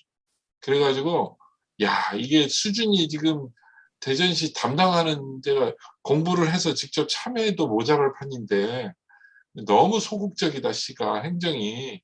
좀 뭐 저도 충남을 한번 가보시면은 충남 가보시면 수소 경제 관련돼서 엄청 노력하고 있고요. 에너지 전환 관련해서 엄청 노력하고 있고요. 그 다음에 뭐 이제 탈석탄, 탈탄소 엄청 노력하고 있는데 대전시는 지금 그거에 한 10%도 안 되는 것 같아요. 가까운 충남만 보더라도. 조금 더 우리가 시가 좀 더 우리가 노력을 많이 같이 해야겠다 그런 생각을 사실은 이 행사를 준비하면서 많이 느꼈고요. 그래서 앞으로 좀 더 우리가 해야 될 일이 많고 우리 기후 위기 시대에 또 이런 빌려 쓰는 우리 자원과 이 모든 이 에너지 관련돼서 어떻게 우리가 대전시가 에너지 자립을 달성하고 시민들과 머리를 맞대서 우리가 이 사회를 전환시켜 나가야 되는지 굉장히 조금 앞으로 좀 노력이 많이 필요하다 그런 생각을 저 개인적으로 좀 했습니다. 좀 제가 조금 너무 넋두리도 좀 해서 죄송하긴 한데 그러면 우리 마지막으로 한 1분, 2분 정도씩 우리 김영구 박사님, 그 다음에 우리 양모 이사장님, 정남기 교수님에서 마무리 발언 좀 하고 마치겠습니다. 예, 말씀해 주시죠. 예, 감사합니다. 우리 장 교수님 의견에 굉장히 공감이 되는 부분이 많고요. 저희가 이 행사는 그 대전시장님하고 우리 출연연구원 원장님들하고 MOU 체결식도 하고 그다음에 노벨상 수상하신 그 미국에 저명하신 이 분을 초청해서 대전시에서 대전 자원지도, 태양 자원지도 이런 것들도 소개하고 그다음에 저희도 이 홍보용 팸플렛까지 만들어서 무상으로 배포하고 하는 등 사실은 다른 것보다 굉장히 홍보에 신경을 썼음에도 불구하고 말씀하신 대로 굉장히 관계된 분들도 잘 모르는 게 현실이라 좀 안타깝긴 하고요. 그리고 또 저도 뭐 굳이 비판적인 얘기는 그렇지만 제가 충남 도청이나 이쪽도 자문위원으로 가끔 가서 이 얘기를 하는데 우리 장 교수님 말씀대로 훨씬 더 액티브합니다. 충남도청 같은 경우에도. 대전시는 솔직히 그에 비교하면은 조금 조용한 느낌이 들어서 그 부분은 제가 개인적으로는 장 교수님 의견에 동의하는 바입니다. 오늘 또 많은 경청도 해주시고 좋은 의견 주셔서 감사드립니다. 예. 예, 다음 우리 장모 양. 네, 잘 들리시죠? 네, 잘 들립니다. 네. 그 저희가 이제 미호동에서 넷제로 공판장 할 때 처음에 그 지역 주민들 이렇게 할머니 할아버지들이죠. 이렇게 약간 배관시하고 봤어요. 그러니까 쟤네들이 뭐 이렇게 뭐 넷제로 공판장을 연다는데 외집 것들이 와가지고 우리 공판장 뺏었다. 뭐 이런 약간 좀 느낌. 그래 뭐 하나 한번 지켜 이렇게 보겠다 이런 이 눈으로 저희를 이제 지켜보셨는데 이게 한 2, 3개월 정도 돼서 다 해소가 됐습니다. 그 공판장 통해서 또 한 달에 한 번 하는 넷째로 장터 통해서 지역 주민들에게 몇만 원, 몇십만 원 이렇게 판매 수익금들이 입금되기 시작하면서 사실 소통은 전부 다 됐어요. 그러니까 나한테 1원 한 푼 안 들어오면은 아무리 좋은 것도 사실은 약간 거추장스러운 거고 번거로운 거고, 나한테 1원이라도 들어오면은 이로운 거고 좋은 거거든요. 그러니까 재생에너지 정책이 예를 들면은 하수종말 처리장에 한화한테 큰 태양광 발전 부지를 시가 제공했는데 진짜 시민들이 하는 협동조합에게는 그런 좋은 태양광 발전 부지를 우리 행정에 제공하지 않거든요.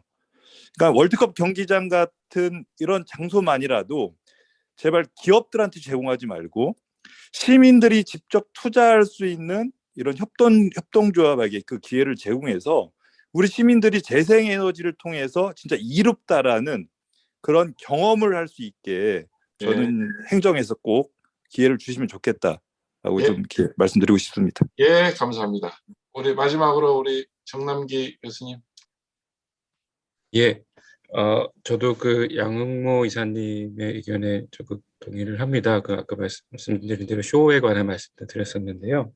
저는 요즘에는 특히 그 젊은 청년들을 통해서 홍보가 시작이 되는 게 굉장히 파급력이 크다고 보거든요. 특히 SNS 같은 경우에.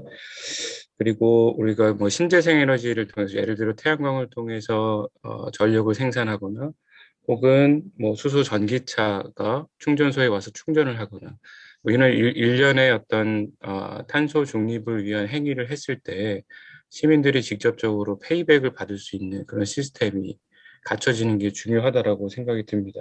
그래서 예를 들면은 뭐 우리가 태양광 시에서 투자한 어떤 태양광 발전소에서 얼마만큼의 전력을 생산을 하게 되면 뭐 일정 부분 뭐 개인 대전 시민들에게 어떤 휴대폰의 데이터를 제공한다든지 뭐 이런 식으로 크지는 않지만 뭔가 실질적으로 뭔가 신재생 에너지를 통해서 내 삶의 변화가 오고 있구나라는 것을 체감해 줄 수 있는 부분이 중요할 것 같고요.